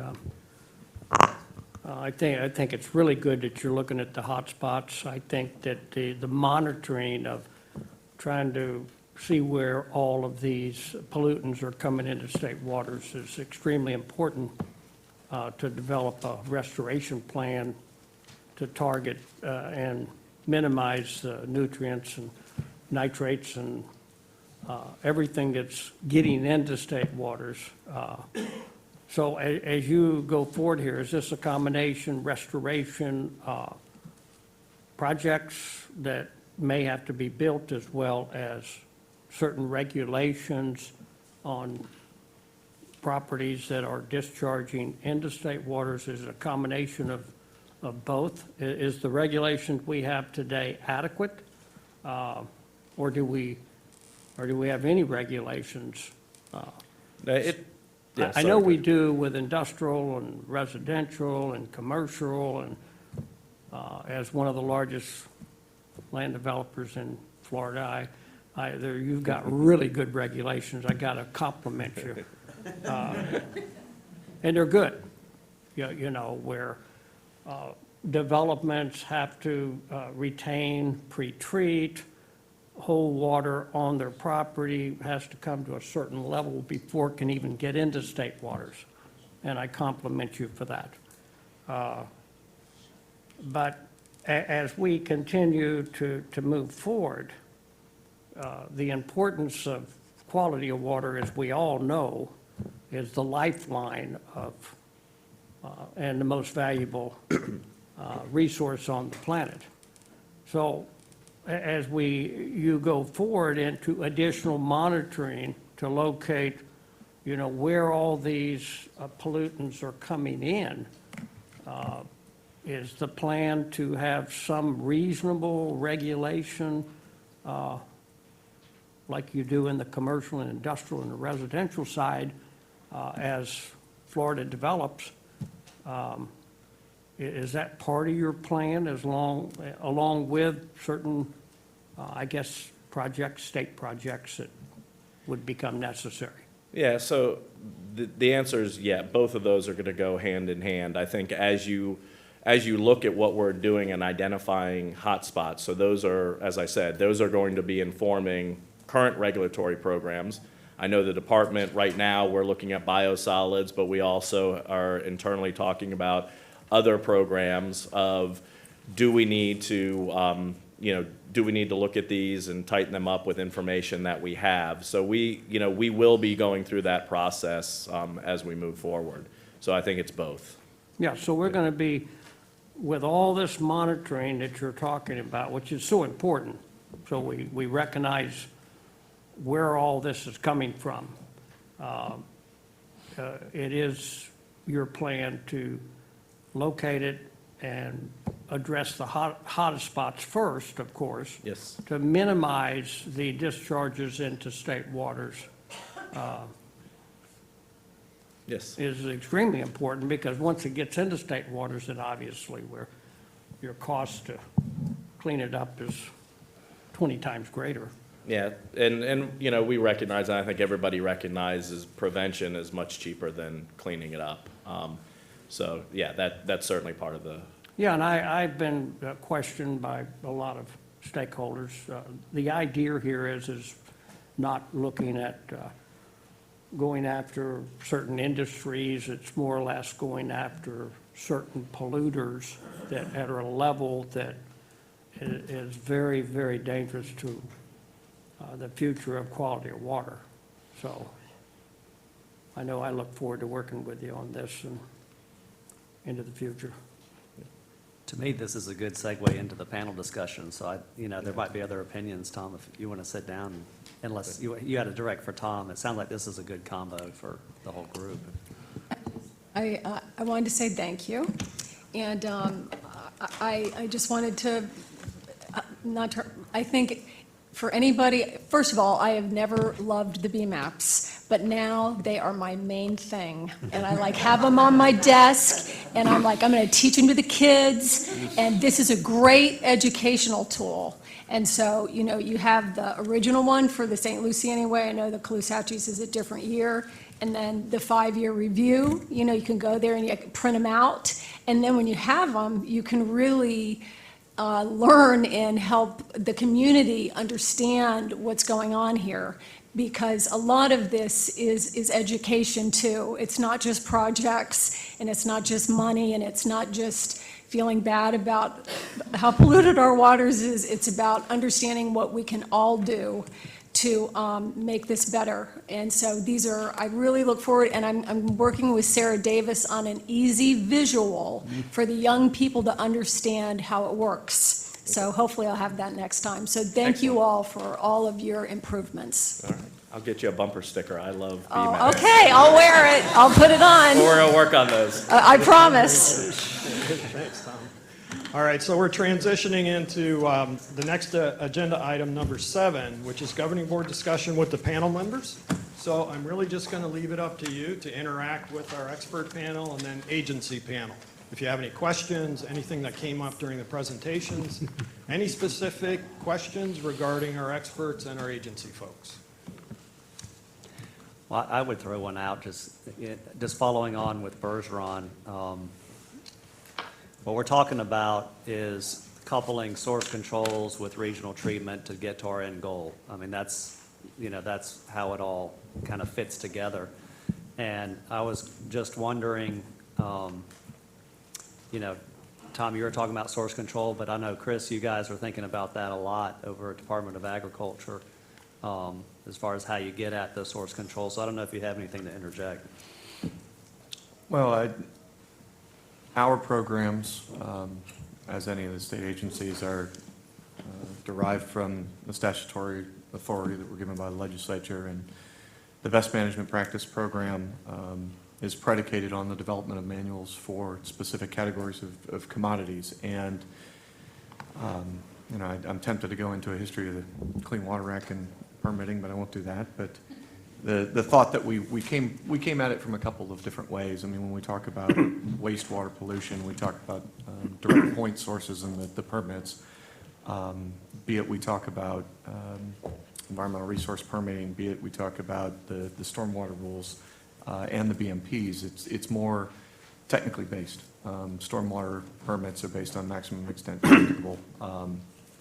The design criteria engineering for environmental permitting is technically based. And a lot of our programs, again, are technically based in that we go out and we get the best science available.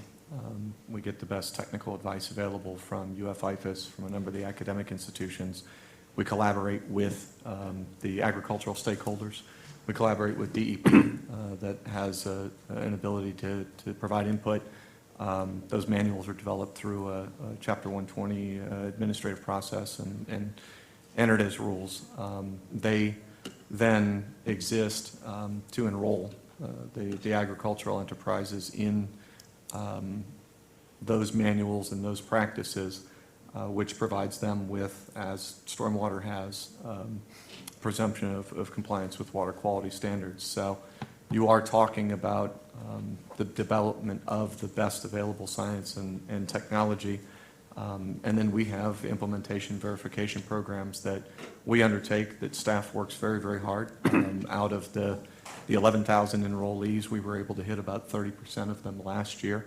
So we were very, very active in going back and talking with the folks on the ground going through very extensively each of their notices of intent, the practices that they've committed to, and the efficacy that they're seeing on the ground as they implement those practices. So we get at it, from that area of authority that we have. We feel as though we're extremely good at what we do. I know my staff is exceptional at working hard. I do have enrollment numbers and IV numbers if you wanted to get into them. And then we target through our cost share programs, through a prioritization matrix that we have and continue to refine, where we can best spend dollars to see positive net benefits. The commissioner has made one of her priorities water, and we continue to go back. We're taking a fresh look at the manuals. We've kind of doubled down on efforts to enroll. We've been extremely efficient, even in the St. Lucie Basin. I believe since November, I think we've got the number here someplace, about 30,000 acres that have been newly enrolled as a result of our efforts. So through the programs that we are able to implement, we've been working very hard to address those issues. Could you explain, is there an integration between DEP and FDACS on TMDLs and BMAPs, or are they separate programs run concurrently? I'll go first. We comment on, we provide data. Another role that we play is on kind of land use mapping. We've got a very detailed and complex GIS framework referred to as FSED that we provide input. The agricultural industry is extremely dynamic from year to year in terms of what commodities are being produced and how those land uses are changing. And what we try to do is marry the significant data sets that we're aggregating into Tom's efforts and his team's efforts to look at where the agricultural producers are within a given BMAP, and how we can best give them the information to be successful in development and then re-examination of those BMAPs. In the best management practices, that's a voluntary sign up, and has there been anybody overseeing what they're doing as far as?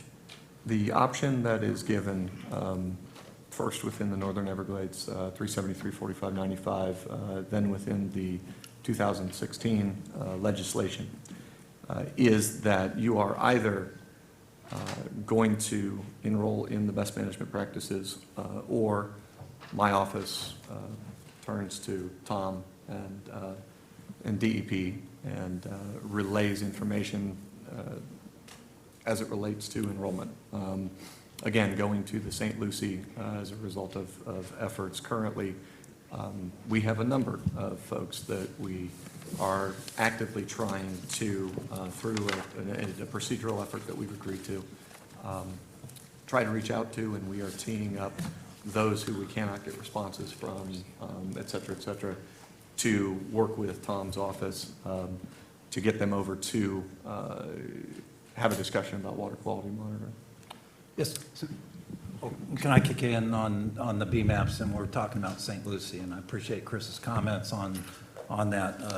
Ms. Lippich held up the BMAP for St. Lucie estuary, that target enrollment, that first phase of reduction. And let me tell you that the reduction, I know Mr. Van Horn pointed out that the TMDLs are based on a concentration value of nitrogen and phosphorus at Roosevelt Bridge, but it's also based on the reduction goals of number of pounds or metric tons of nitrogen and phosphorus in each of 20 entities in the St. Lucie Basin. And the top entity of that is lumped all together as agriculture. As the starting case of that is 1.5 million pounds per year of production of nitrogen, for instance. But what happened in the first phase, and that implementation of 2013 for TMDLs in St. Lucie, the first phase, the agricultural got a credit for BMPs of 90% target enrollment, and they got a credit for land use changes from 2009, And both of those credits afforded them 368,000 pounds of nitrogen reduction and 94,000 pounds of phosphorus reduction. So enrollment in BMPs, enrollment in that, and I'm all about BMPs, I think they can work, but they are not necessarily, shouldn't be credited in that value and actually have a reduction, because most of this, and unfortunately, most of the TMDLs and BMAP processes are based on modeling data and basically modeling of that land use and the runoff from that land use versus the actual data that the district and DEP and others are monitoring at those stations. So we really need to understand what those credits mean, or if they're getting credits for enrollment in BMPs, and if, as you asked, Mr. Bergeron, are we actually getting reductions in the amount of loading to meet that concentration. So loads of nitrogen and phosphorus, when we talk about loading in the watershed, thank you for Stuart's presentation, that really shows that loading from each of those basins or sub-basins. But when you get down to, they're talking about reducing those loads from each of those sub-basins or those industries like agriculture and the 20 entities, they're actually talking to, once we reduce it, their goal is to meet that concentration of nitrogen and phosphorus at that area. So again, unlike Caloosahatchee, which says we're gonna reduce it to this load of, so many million pounds of nitrogen or phosphorus at that situation. So I want to clarify that at first, and I also want to give out a handout if I could to help clarify some of that. Well, one of the questions that I had was about how fertilizer is handled with agriculture and the BMPs, and what's the guidelines for that? We have, again, we coordinate with University of Florida IFAS. They give us the application rates that during the implementation verification visits, the site visits with the producers, they are required to produce the calculations, the mathematics behind how much fertilizer is being applied per the IFAS rates. The research component of that is that there continues to be that study of improved science as it relates to fertilizer application, and that is something where we're able to spend cost share dollars to partner with the academic institutions to continue to get improved science as to more efficiency and whatnot that'll come out of those studies. So if they're not under a BMP, does that mean that the fertilizer basically is whatever the agricultural operation or the farmer wants to apply? Theoretically. I mean, Right, if there's no guidelines, they can just... Theoretically, that's true, but fertilizer costs money, and they're not going to put out more than they think they need to produce the reasonable demand or a reasonable crop yield. It's an extra input that they don't normally wouldn't normally spend, because it doesn't really increase their yield beyond a certain point. So there's, a lot of art in that. If you're not involved in the BMP program, you're not bound to follow IFAS recommended rates. Sure. So that's a true statement. But I would argue most do. If they've survived in business, they're economically responsible. They're not going to waste money spending fertilizer that doesn't help them in their yield curve. Tom, are you able to respond to the comment or question about the way the data is analyzed? Yeah, sure. I was just writing down to get back to that, so well done, Terry. Way to facilitate.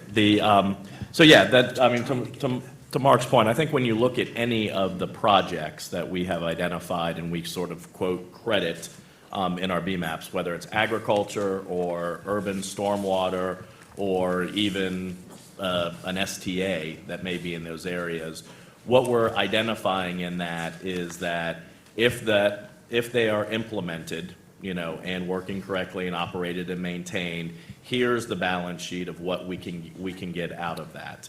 And I think this was a big discussion that we had at the Blue-Green Algal Task Force in the first task force meeting, was really getting back to how are you monitoring, whether it's water quality monitoring or site monitoring where you're going out and doing inspections.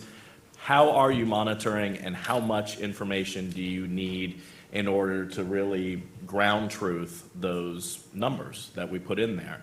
Now, remember that the numbers that we have in the BMAP, St. Lucie and even Caloosahatchee, those aren't, to achieve the total overall goal.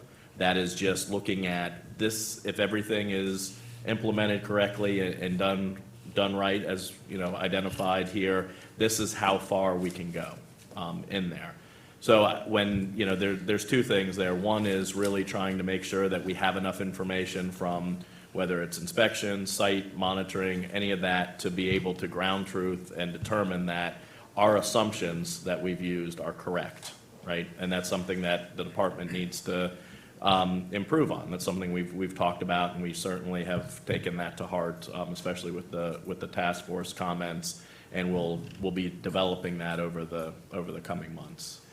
So, I think that's really kind of where we get to with that. So really, when I hear these BMPs, these are just goals.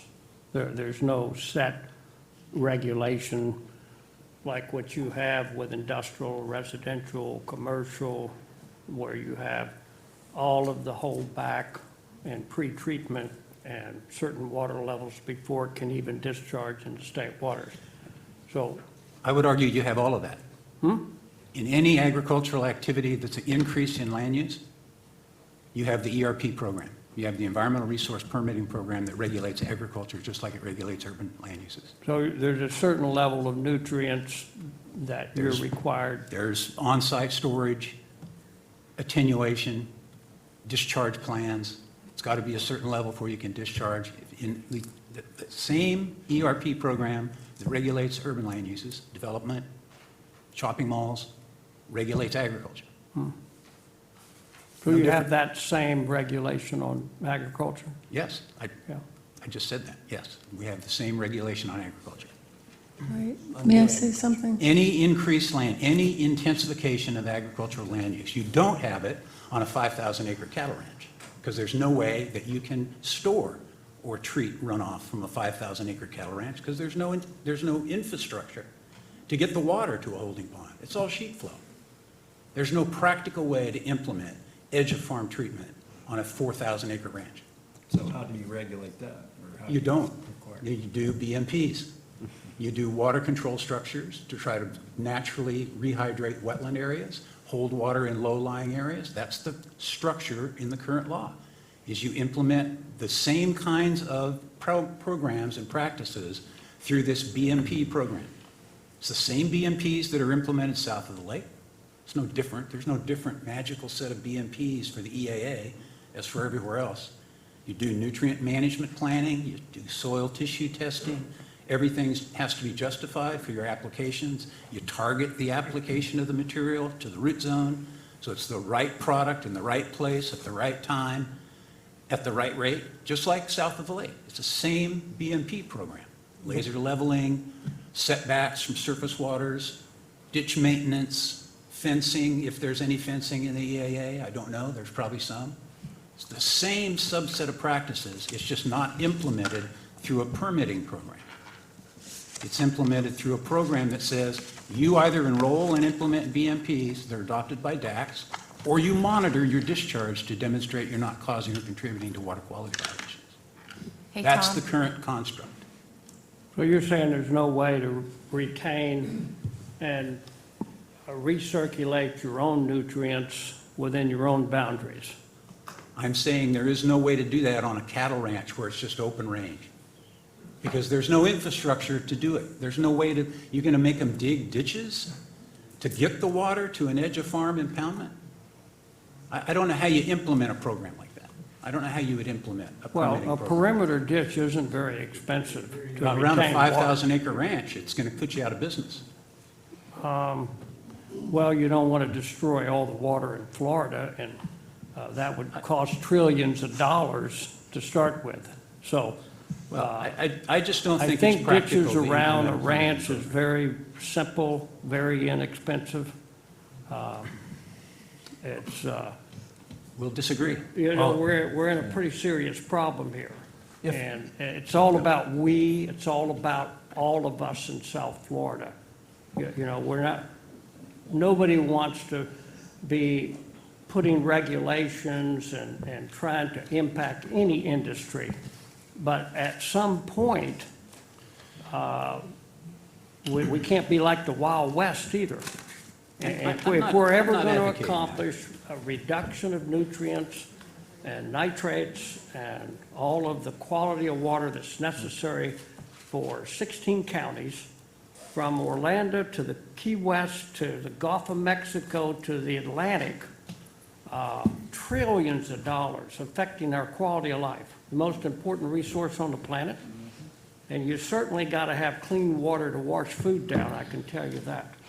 So, as a developer, as a man that owns multiple ranches everywhere, perimeter ditching and recirculating your own nutrients, all these projects that are built and are permitted are required 20 to 25% of their land for 100-year storm retention, 25 years on road elevations.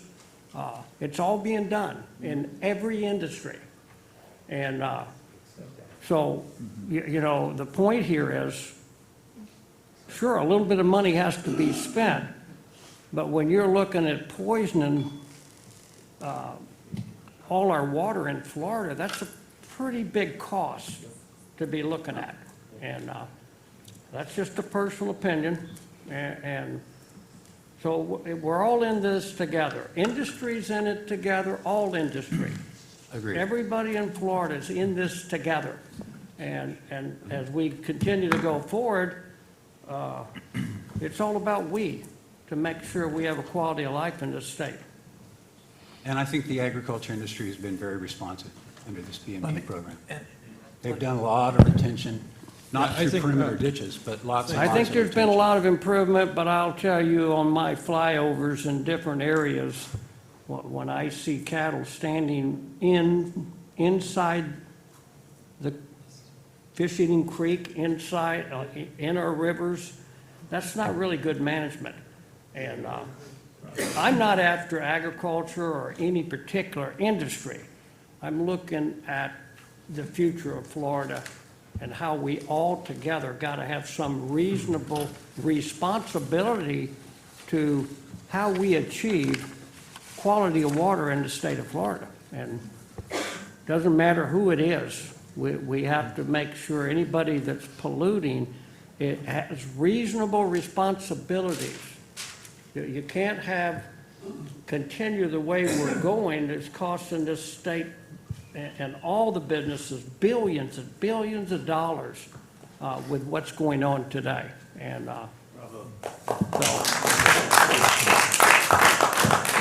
Mark, I think you've been itching to Just just comment here. Well, just real quick, I put the map over here that you can see, and it's in the back of your handout.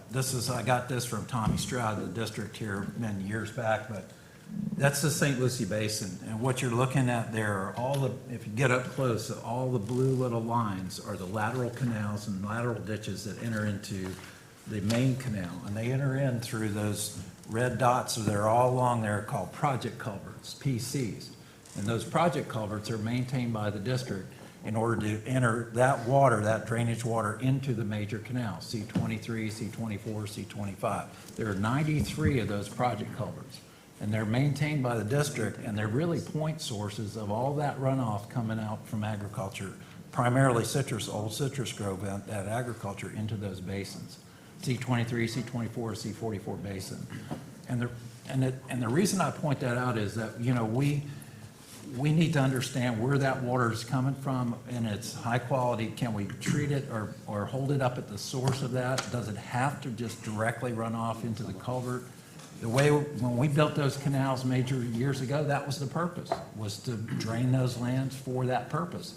And now we understand that we need to make sure that that water coming off is going to be viable. On the front, just to finish that front page, the district had this water assessment of the St. Lucie watershed, very thick volumes of the characterization and priorities by PBS&J, engineering firm. So the district hired this firm back in 1999, and it broke that basin from the 8 major basins to 186 sub-basins.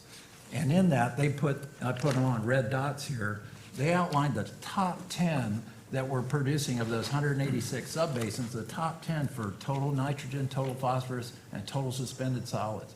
And when the whole BMAP and TMDL process started, I came to the district and DEP and said, hey, you've already got it here. We already identified these basins. Let's go to each of those 10 and work with those guys and try to retain and detain and treat that water. They're at the source. They're the top 10 producing into this estuary watershed. And they said, oh, we'll do it through the BMAP process. And so now here we are a couple of years, 5 years into the first phase, and I'm looking at credits being given for land use and BMAPs, but I'm not seeing the concentrations and the load reductions happening, and I'm just really concerned about it. Thanks. So can I respond? Sure. We're in model world when we're doing TMDLs and BMAPs. We're always in model world. They use models to develop what the TMDL is going to be. They use models to estimate what the land use unit loads are to put into the TMDL. They use models to estimate what ag's load is from the total load that they have identified and allocated. So why not use models then to determine what the potential reduction will be based on the same data in the model? I mean, to me, it's a very consistent process. They've modeled to develop the TMDL and what the unit loads are coming off of different land uses. Why not model what the anticipated benefits are going to be from those same land uses once you implement a suite of BMPs? Then you modify that over time as you gather the data. Tom said these BMAPs have only been in place for 6 or 7 years. It's not a lot of time to gather a lot of data in the world of water quality monitoring. But you heard Tom say that they're augmenting these BMAPs as they go, and they will include and incorporate real monitoring data as they go. Thanks. It can't all happen overnight. Thanks, Rich. Hate to cut you off, but James Evans with the City of Sanibel. So I just wanted to add, so in the Caloosahatchee, we have the problem that we don't have enough flow data in the Eastern Basin. So we really don't know where a lot of these nutrient loading hotspots are actually coming from. And I know, DEP's had a challenge trying to identify some of those loading areas. And as you could see from the data that the district presented today, the majority of our loading is coming from east of S79. It's a relatively small contribution of both flow and loading for nitrogen and phosphorus west of S79. And so we really need to get flow data to start to obtain and find out where these nutrient loads are coming from within the basin, especially the eastern basin. And our problem in the Caloosahatchee is really a function of flow. When we get high flow, same with the St. Lucie, you get high loads. And, we've got some projects coming online to help store some of that water. The C43 reservoir is going to store about 170,000 acre feet. That's about a little less than 40% of what we need. It's been suggested that we need somewhere between 400 and 450,000 acre feet of storage within the watershed. So we need to find out where we can do that. People don't want to, put land forward to do that. But the problem is most of those flows and most of those loads are coming from the eastern watershed. So we got to figure out where those projects can be done, and we really need the district to take the lead on helping us identify where those projects can go. I mean, there was a Eastern Basin reservoir that was in the Yellow Book. It was estimated to store about 100,000 acre feet, but it's somewhat of a nebulous project. It's a placeholder. And we really need to start flushing out some of these projects and try to get to that 400 to 450,000 acre feet so we can address some of the flow problems as well as the nutrient loading issues. So. Thank you. Mr. Reich. Oh, I'm sorry. Sorry. No, go ahead. I just wanted to give an opportunity to Mr. Reich with the Department of Health if you would like to make any comments. A question for Mr. Reich. I just wanted to say that I don't claim to understand all of this, and I'm trying to work my way through it, as I have been for over 10 years. But I do think some of this has to do with page 4 on Dr. Van Horn, I was going to say Van Lent, in his presentation where it talks about the difference between statutory requirements and district rules.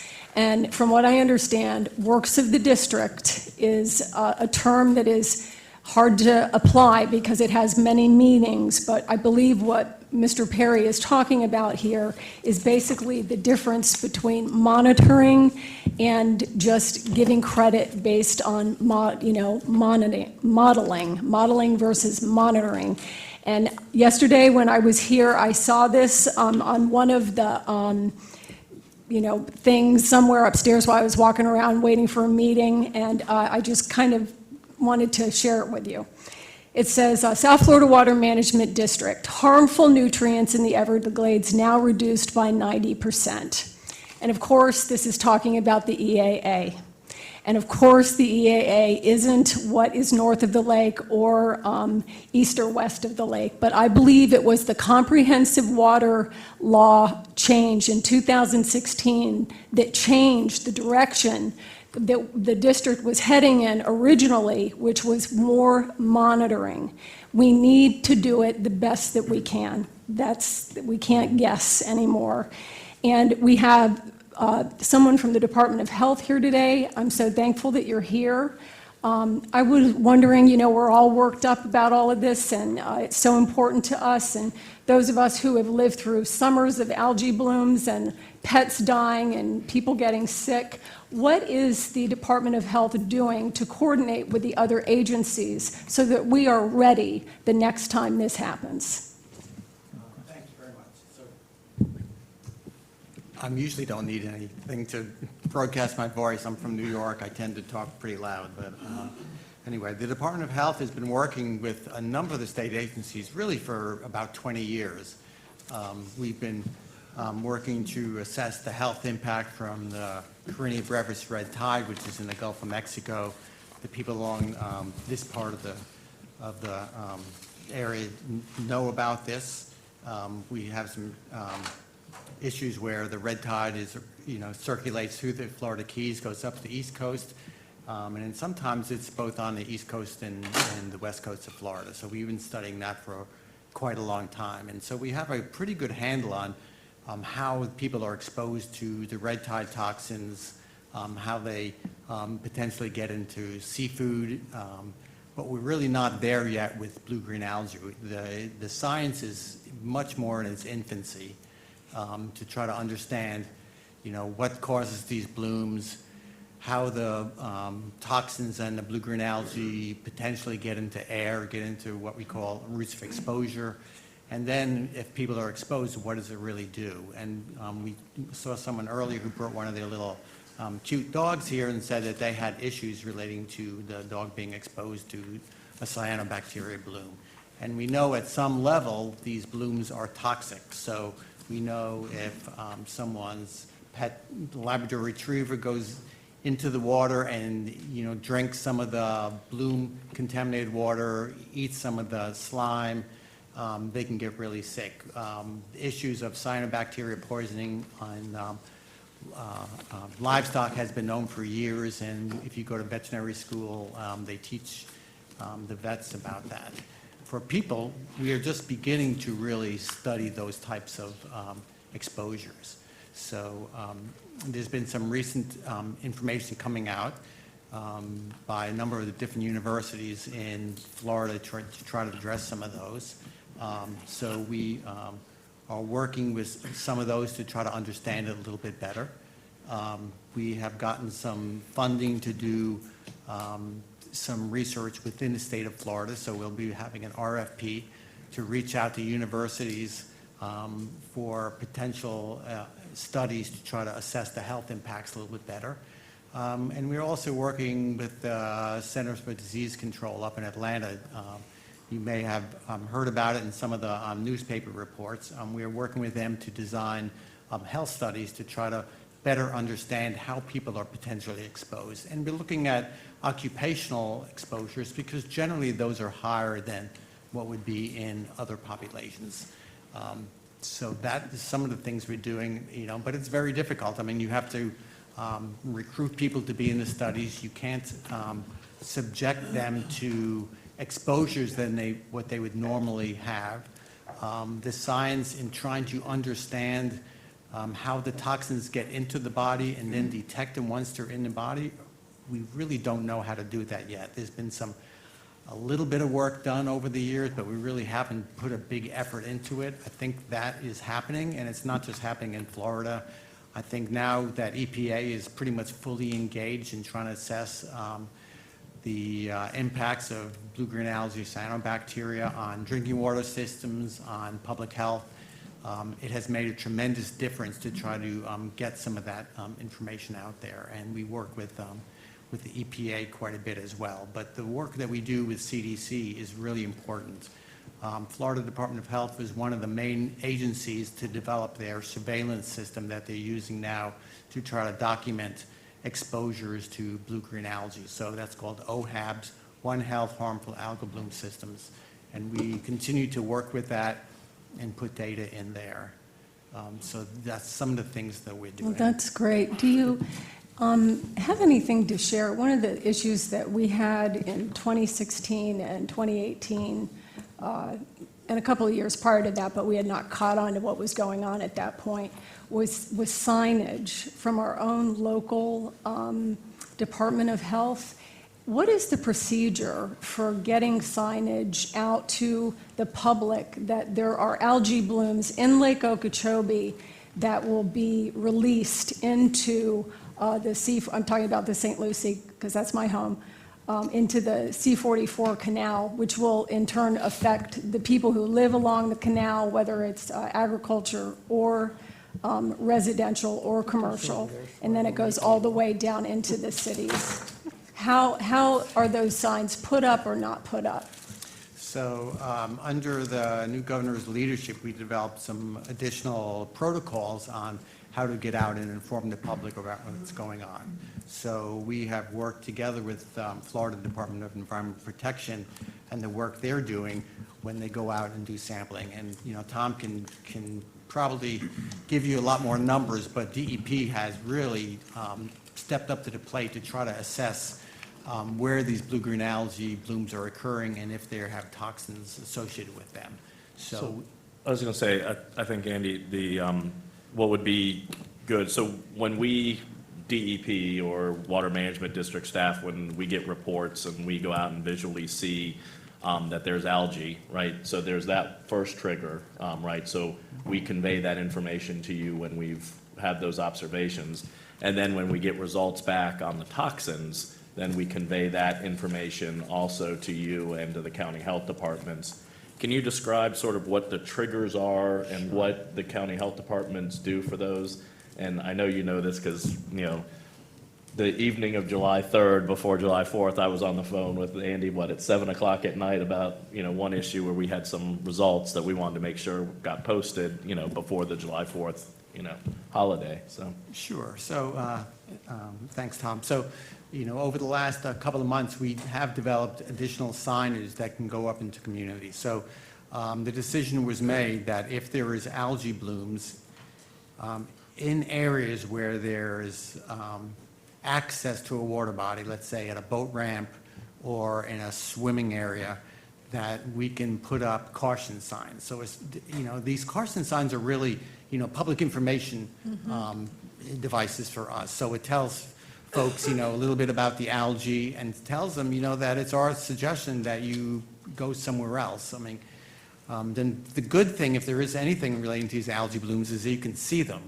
And, you know, the best way not to be exposed is to don't go in the water. And it seems kind of simple, but that's really true, you know. And when people come to the water body and they see algae, they really should try to go somewhere else and not try to figure out a way where they can swim there and things like that. Well, that's So- very helpful. Thank you. So that's a caution statement, and that's going up in every location that DEP determines is an algae bloom happening. So people report to DEP, they send out field samplers, they confirm the bloom, and then we put up signage. So that's going to be happening. If the samples that they take come up positive for toxin, and we're not using the EPA recreational guidance value, we're saying if any toxin detected, we're going to offer the county health departments a alert sign, which is it's a more serious message, and those can be put up at those locations as well. That it's not required of them to do that. that we want them to work with their local stakeholders to understand what this means and where it's most appropriate to do it. But signage really isn't the total answer because there's so many places in Florida where you can get access to the water. So we're concentrating on areas where people have, where, either the county or the Department of Health, which has very few, has jurisdiction that we can put signage up. But that signage and that message is available to anybody else who would like to borrow that message and put that out as well. Thank you. Mr. Goss, did you have a question or I comment? did have a question or comment. Thanks very much, Mr. Reich, for being here. It's really encouraging to hear what you just said. Last summer was not a good one on Sanibel. We had red tide. It was just incredibly bad. We had blue-green algae. We had people calling, making trips to the island saying, what should we do? And as a city, we didn't have an answer for them, and the Department of Health didn't have an answer forthcoming either. I'm very glad to hear that now you are saying, hey, don't go in the water. We'll put up a sign. This is not something you want to mess around with. I remember being on the beach, and the water had actually turned to like Purell. And James, I remember you calling me about it and saying, the water's Purell. I went down to look, it was Purell, and there was a guy swimming with his son. I mean, it could not have been good for him, but we didn't have any way to say this is not good for you. You know it intrinsically, but I'm very glad to hear that you're on top of this.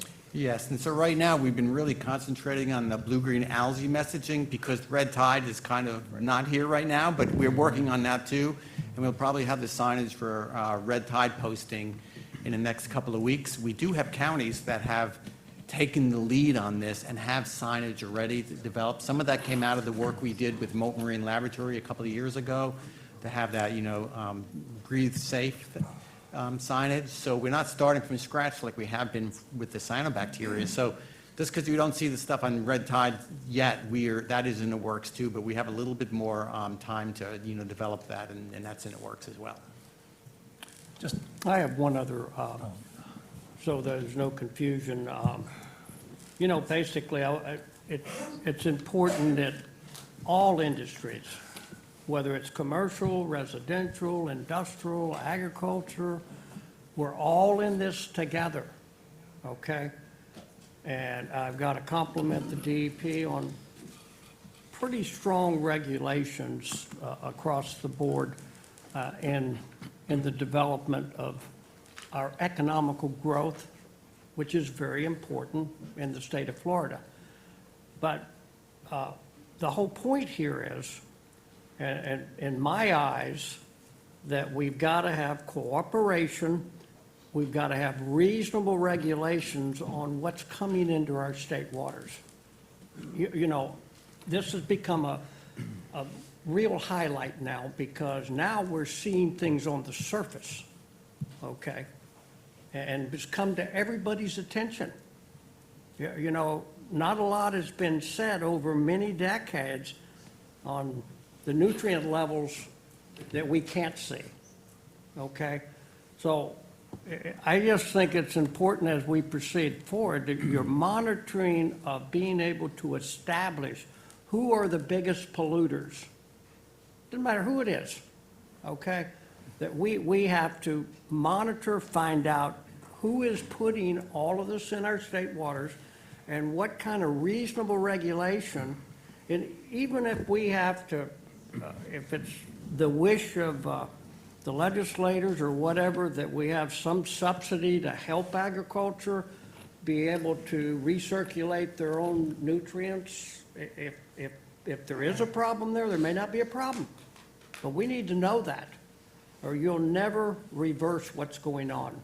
Because it's all about we. It's all about everybody that contributes into our state waters and how we can regulate it, where are the hot spots, or we'd have to buy half of South Florida back to build pre-treatment areas if we don't change what we're doing today. And I think I didn't want no misunderstandings. It's about we, all of us, and we need to work together. Thank you, sir. I'm going to ask Mr. Evans to make a short comment, and then if it's okay with the board, we can transition into public comments. Thank you. Thank you. So we've talked a lot about nutrients, I think, during this discussion, but we haven't talked about the flows as much. And being in the Caloosahatchee, obviously, we have a number of issues. We get too much water during the wet season when we don't need it, and we don't get enough water during the dry season when we actually do need it. I think it's critical that, again, this is a storage issue. This all goes back to the need for storage and the need for policies that provide water to the Caloosahatchee and other systems during the dry season when they need it. And Caloosahatchee doesn't have a water reservation or a permit. So we need to, of course, we have a minimum flow and level rule, and we're working on that now. Governing board will be considering that here soon. But we need to make sure that the Caloosahatchee is getting the water it needs during the dry season so that we're more resilient when we're getting blasted during these really wet years. And so you've seen from some of the graphs that the district staff presented, we get about 2 times as much of the flows and loads that come from Lake Okeechobee. And we really need to address that, and I think storage is the way we're gonna do that. Great, thank you. All right, I'm going to transition into the public comment. This is a second phase of public comment. I'd ask if you could limit your comments to no more than 2 minutes. I know that's unfair, but we want to get you out of 5. So the lights go off at 5 o'clock. So our first speaker is Gene Klusmeyer. And then following Mr. Klusmeyer, Michael Collins. Okay. My name is Gene Klusmeyer, and I'm a nobody, but just a taxpayer. In 2005, I filed a QUETAM, or a False Claim Act, on one of the contractors in the Everglades Renourishment Program. And over the 7 years, it just ballooned into where I found there was each one of the levee systems that was out there is faulty. It's shoddy construction. In the last, well, they're made out of sand, and you can't compact sand, and that's one of the specifications for Army Corps of Engineers. And I was on a job site for 1.5 years, and I watched them build. They just dredged the levee from the existing soil around, the existing land, and just piled whatever came out onto the, and made the levees out of them. And they got rid of me because, well, I was trying to do things right. And they stopped me filling out dailies because I would note that the levee systems was made out of sand instead of compactable material, and plus the slope of the levees that I was seeding didn't have any topsoil on for the seed just to germinate, to be able. When you seed a levee or anything, the seed goes into the ground at least 12 inches.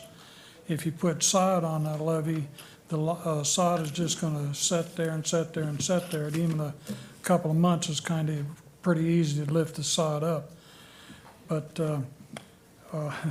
I filed a QUETAM, like I said. I went to Washington, D.C. and spoke to the Justice Department, answered 304 questions in 6 hours.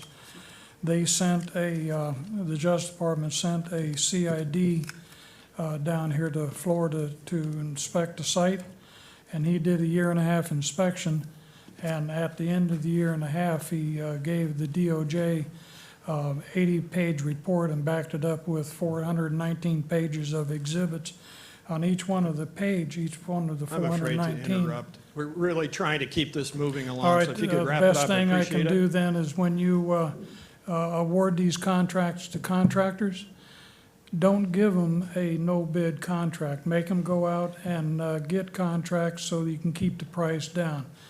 Halliburton was given a $9 billion no-bid contract. He gave it away to several of his business associates. I use that word loosely. And, right, and that's what thank the you, sir. problem is. You gotta, and the Army Corps of Engineers has to enforce their specs. Okay, great, thank you. Message received. Norman Jones. Norman Jones? Not here. Frederick Ritter.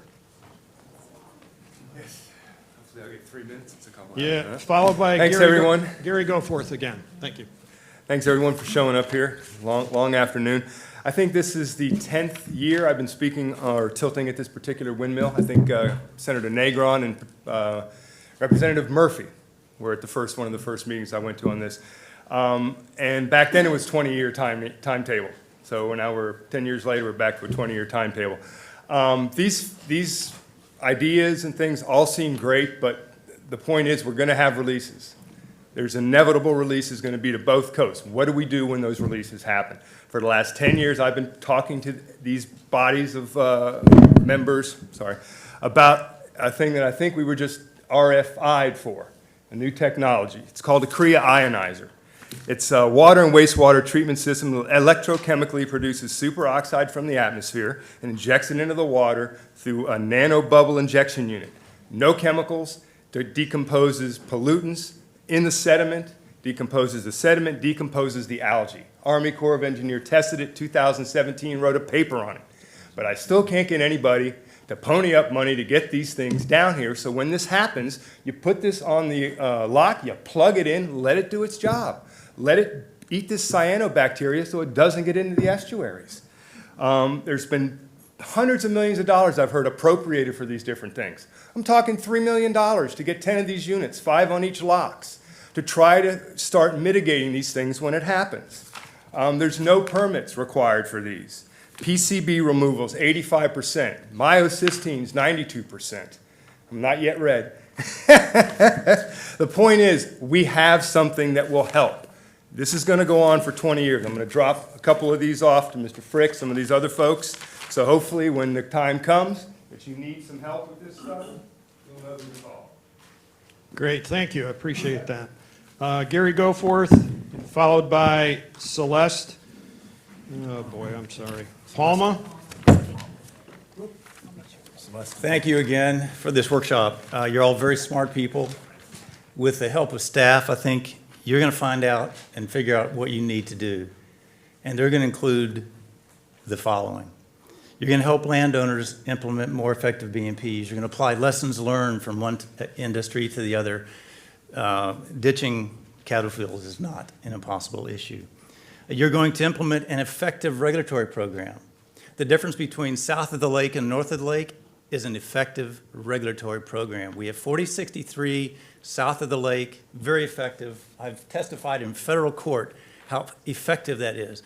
North of the lake, we have the works of the district, 40E61, horribly ineffective. It does not even apply to the estuaries. The 2007 legislation said expand it, make it better, apply it to the estuaries, make it more like 40E63. The documents I held up earlier today were the foundations for that. They exist. You can implement that. You're going to implement projects that treat lake discharges prior to entering the estuaries. There are no projects yet to treat that water containing sediment, algae, nutrients. You're going to help DEP revamp the BMAP process. It is ineffective to say the least. It is misleading. It is telling the governor and the public that things are getting better in Lake Okeechobee and things are getting better in the estuary. They are not. You are going to help DEP revise that.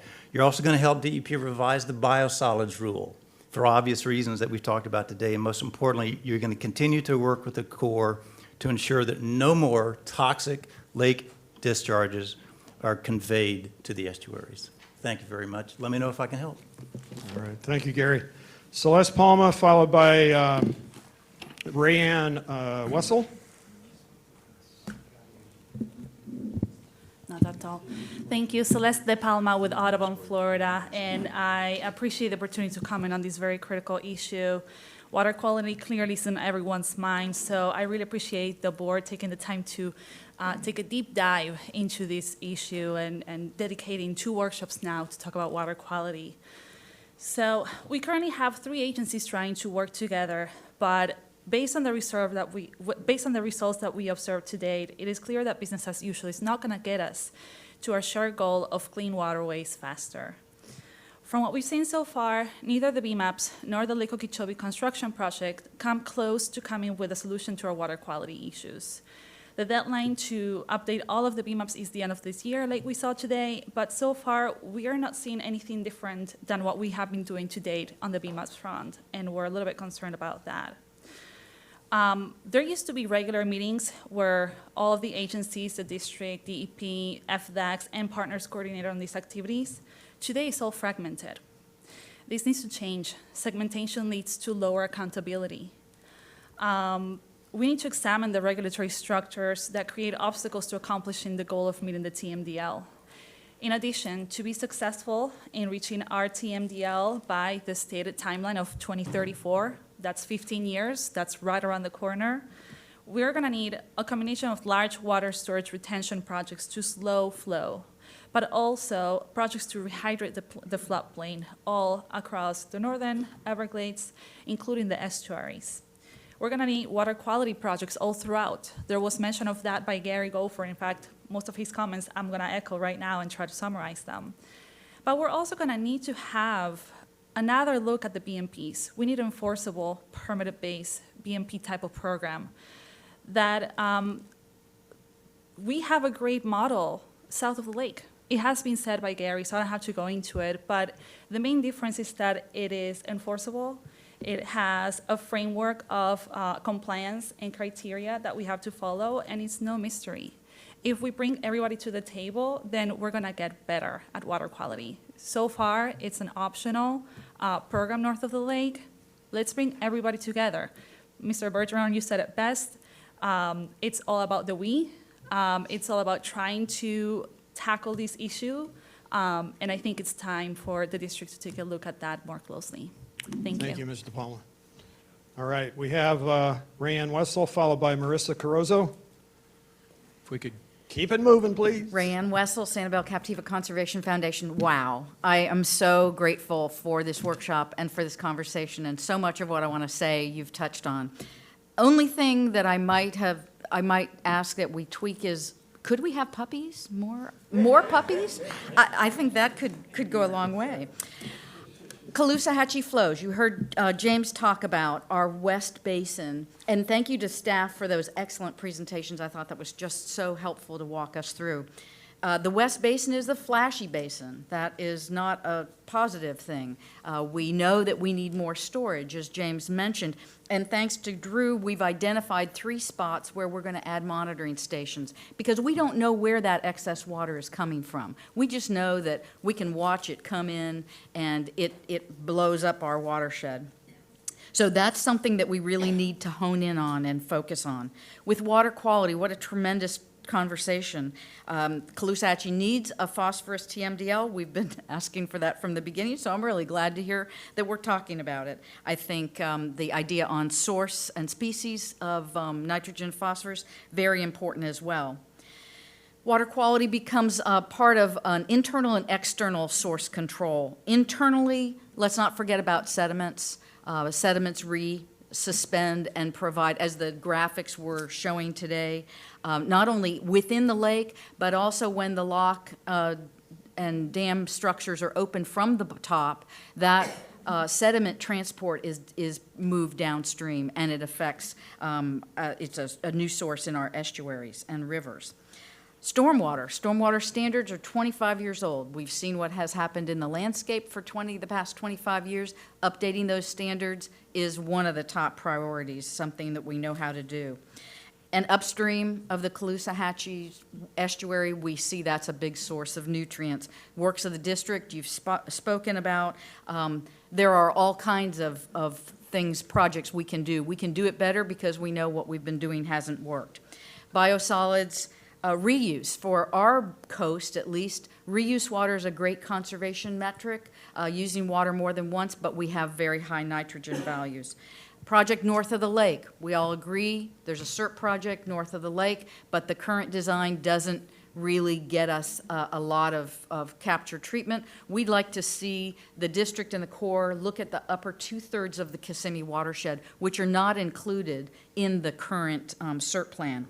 Public health. If I could just ask you to wrap it up, I please. will do that Okay, great. right now. Thank you. Public health, the triennial review that DEP is going through right now, we've joined 2 other groups in asking that we monitor for water, toxins in the water, the air, the sand, and that we set standards. And I would just ask the Department of Health, also, when you put these signage things together, let's not forget Spanish and maybe German, French, but Spanish Thank you, ma'am. for sure. Thank you. Thank you. Maria Caroso, followed by, by Thomas Van Leef. Hello again, Marissa Caroso for the record. Since I already had the opportunity to speak and convey our comments, and Brianne, Gary, and Celeste did such a great job summarizing all of the important points, I'm just going to say thank you for a great discussion today, and we hope to continue these in the future and to see actionable items on our regulatory and restoration needs. So thank you. Okay, great. Thank you. Thomas Van Lent, followed by Gary Ritter. Hello, I'm Thomas Van Lent, representing the Everglades Foundation, and again, thank you so much. These are absolutely invaluable forums to hear the ideas, and I think one of the most important takeaway messages for me was the question of why is the Water Management District at the nexus? Why are you at the center of all this? And it was pretty clear from the discussion today, you're not going to solve the water quality problem without looking at the water quantity problem. You're not going to solve the water quantity problem without looking at the water quality problem. They're inextricably linked, and the district is the locomotive that's going to drive this train and get us to a solution, and we're there with you, and we believe in you. Nothing's going to get done without your leadership. Because you have that regional watershed total approach, you can address gaps. For example, one comment I would have is that you heard a lot about the BMAPs. The Lower Caloosahatchee sets a TMDL for nitrogen and recognizes that they need a limit upstream to make sure they can meet that. But Lake Okeechobee doesn't set a limit for nitrogen. So there's a gap. How do you know you're going to meet the downstream TMDL without setting a limit in the lake? They address it, but you need to set limits that are coherent, cohesive across the entire watershed.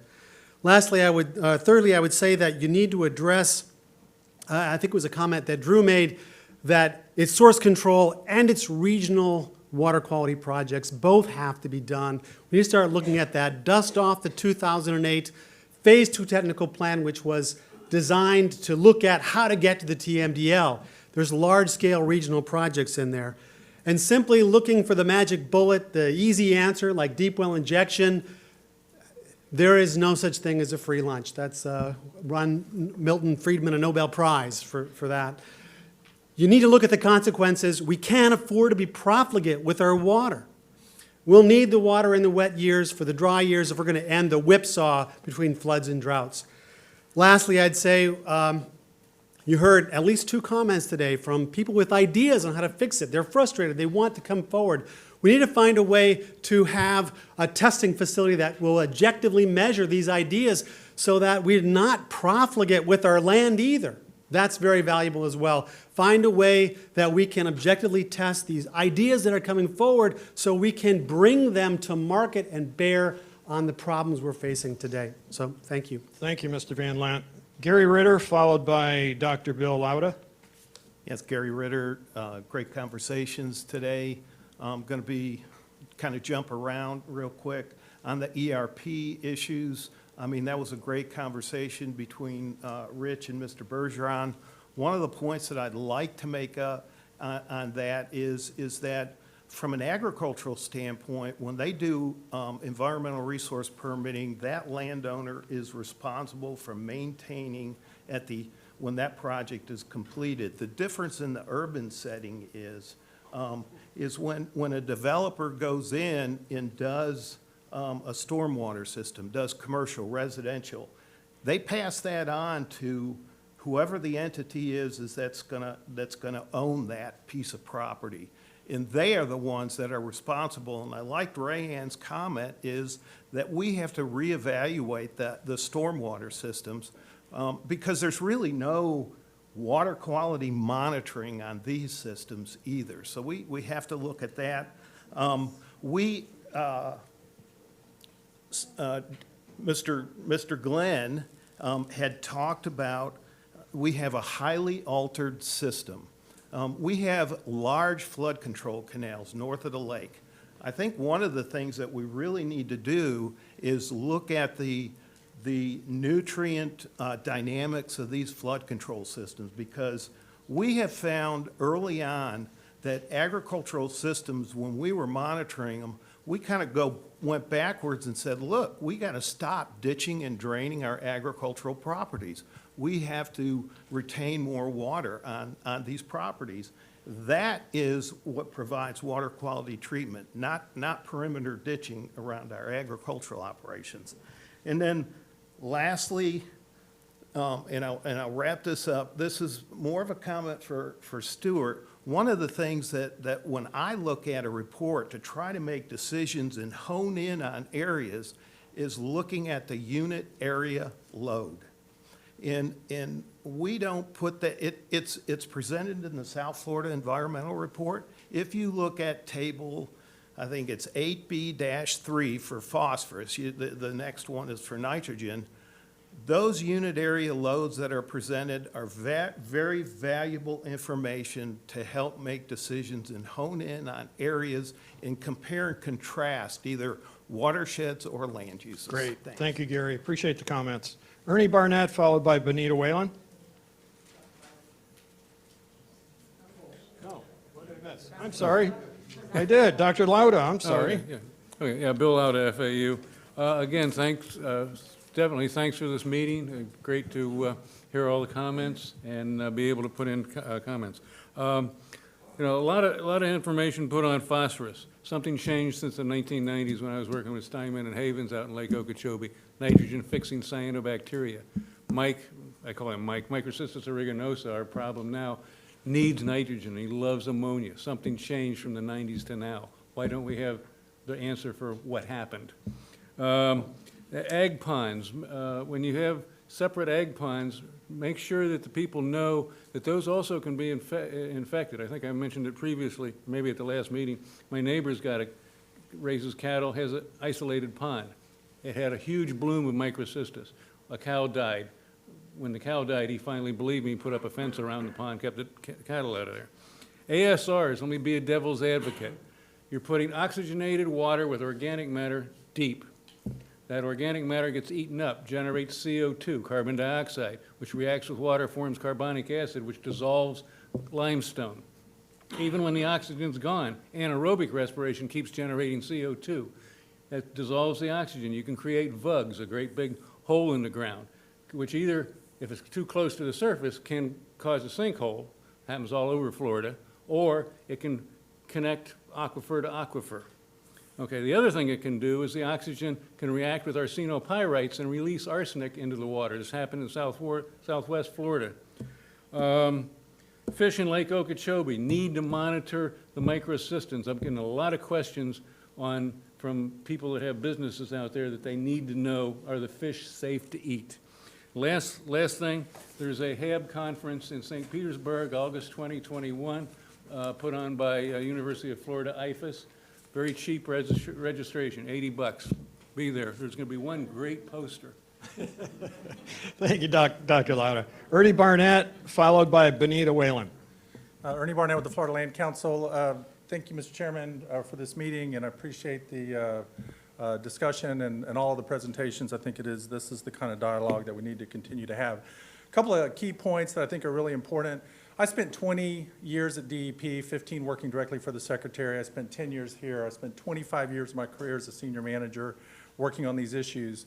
The one thing I keep hearing over and over again, and I see it's a trap, but you need to pay attention to it, and I'm not trying to preach, but the we keep hearing about. We need to do all of these things, but the we is not all just the South Florida Water Management District. You have DEP, who is in charge of water quality, and you have the Department of Agriculture, which is in charge of agricultural BMPs, and you have the Water Management District, which is in charge of hydrology.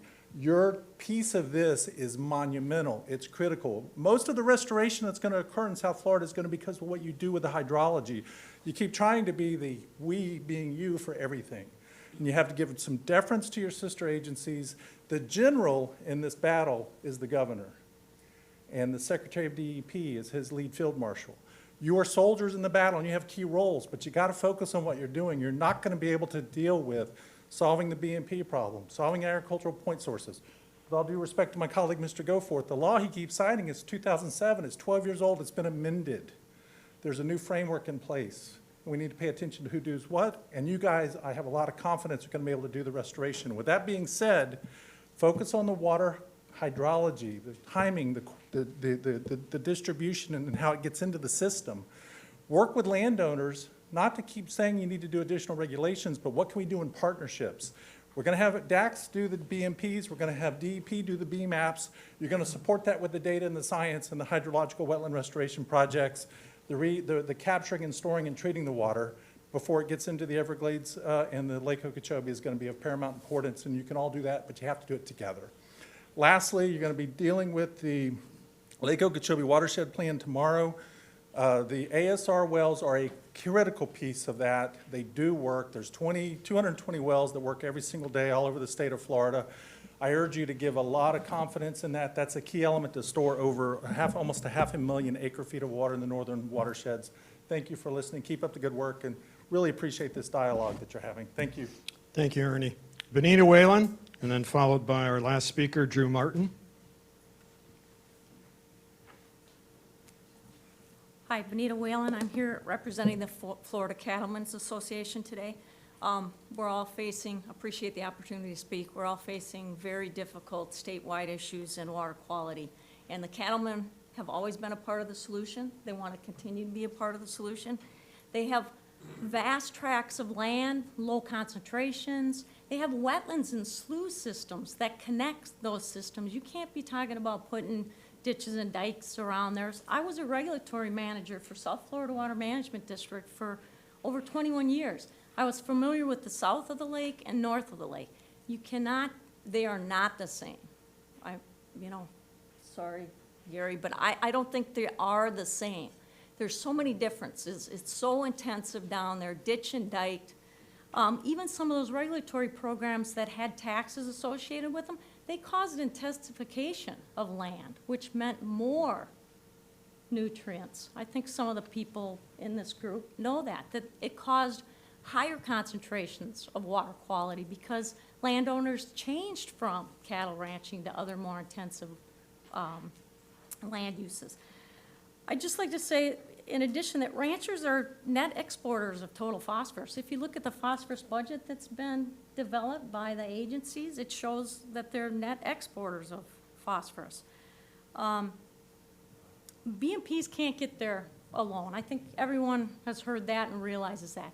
We did some evaluations internally to the district that showed sub-regional collaborative projects were more cost-effective than trying to get more out of best management practices. And they were in key locations where consumptive use issues weren't a problem because in some areas you can't consume more water that's in the regional system. So they're at key locations where they can capture a lot of stormwater and then recycle it and reuse it. And I appreciate the opportunity to be able to speak on behalf of the Cattlemen's Association. Thank you. Thank you, Benita. And our last speaker is Drew Martin. Drew Martin, here on behalf of the Luxetto Group of the Sierra Club. I believe that water quality has been a low priority in the past. And it's been a low priority because it came behind economic development, it came behind agriculture, it came behind all the other industries. And I think that what we're seeing now is that it's not going to be like that anymore. Water quality is not going to be the lowest priority. You know, the environment is not going to be the lowest priority. And why is that? Well, we just saw in Mississippi, what did they just do? They just closed all their beaches. And what's going to be the economic result of that? I mean, I believe Florida, and maybe I'm wrong, gets something like 70 million visitors a year. I'm not sure if that's correct, but the point is that you cannot have people dying when they go to the beach. I mean, that is just not going to be good for the economy. You know, you don't want to be known for that. I went to Florida, I died on the beach. You want to, so it's going to have to, the priorities are going to have to change. One of the big priorities is just going to, and we heard it before, stormwater. The permitting process, really, I actually attend the permitting meeting. I'm the only one that goes. I think that's because people don't realize how important permitting is. They don't realize that that's the key. Because once you, the horse has escaped once you give them the permit. We need to go back and make it harder to get permits. That means for developers. And if you drive through Palm Beach County, you see every piece of land is being eradicated. Everything green, everything open is being eradicated. That's because wetlands are easy to eliminate. That has got to change. Wetlands should be, it should take an act of God to destroy a wetland, not some easy piece of mitigation. The other thing, we need to do away with the way agriculture is done today. Ultimately, agriculture was done differently. Go back to the Nile. How did the Nile get fertilized? It was fertilized with the floods. And I thought Gary Ritter made some good points, that we need to change the focus on the ditching of agriculture land, let the land flood, and rather than putting all these chemicals on it. Thank you again. I really appreciate what you're doing. Thank you, Drew. I want to really thank everybody in the public for making your comments and making them brief. And I'm going to turn it over to Drew to close this out. All right, panel members, I wanted to thank you for answering my phone. I know you won't do it again. But thanks for coming and participating, and I know my board appreciates it, and they really appreciate this dialogue. It's a little after 5, so we didn't do the hard stop, but I think we're okay. Mr. Chairman, are you ready to close this meeting out? Yeah, I am. I'd like to thank you, Drew, for putting together this. It was excellent. Thank you, staff and panelists, and return his call. We'd love to have you back. I'd like to continue this conversation over the next couple of years, because this is going to be ongoing, and we'd like to work together. Having said that, it's a little bit after 5. Great job, Terry. Thank you very much. We have a governing board meeting tomorrow morning at 9 o'clock, and this meeting's adjourned. Thanks.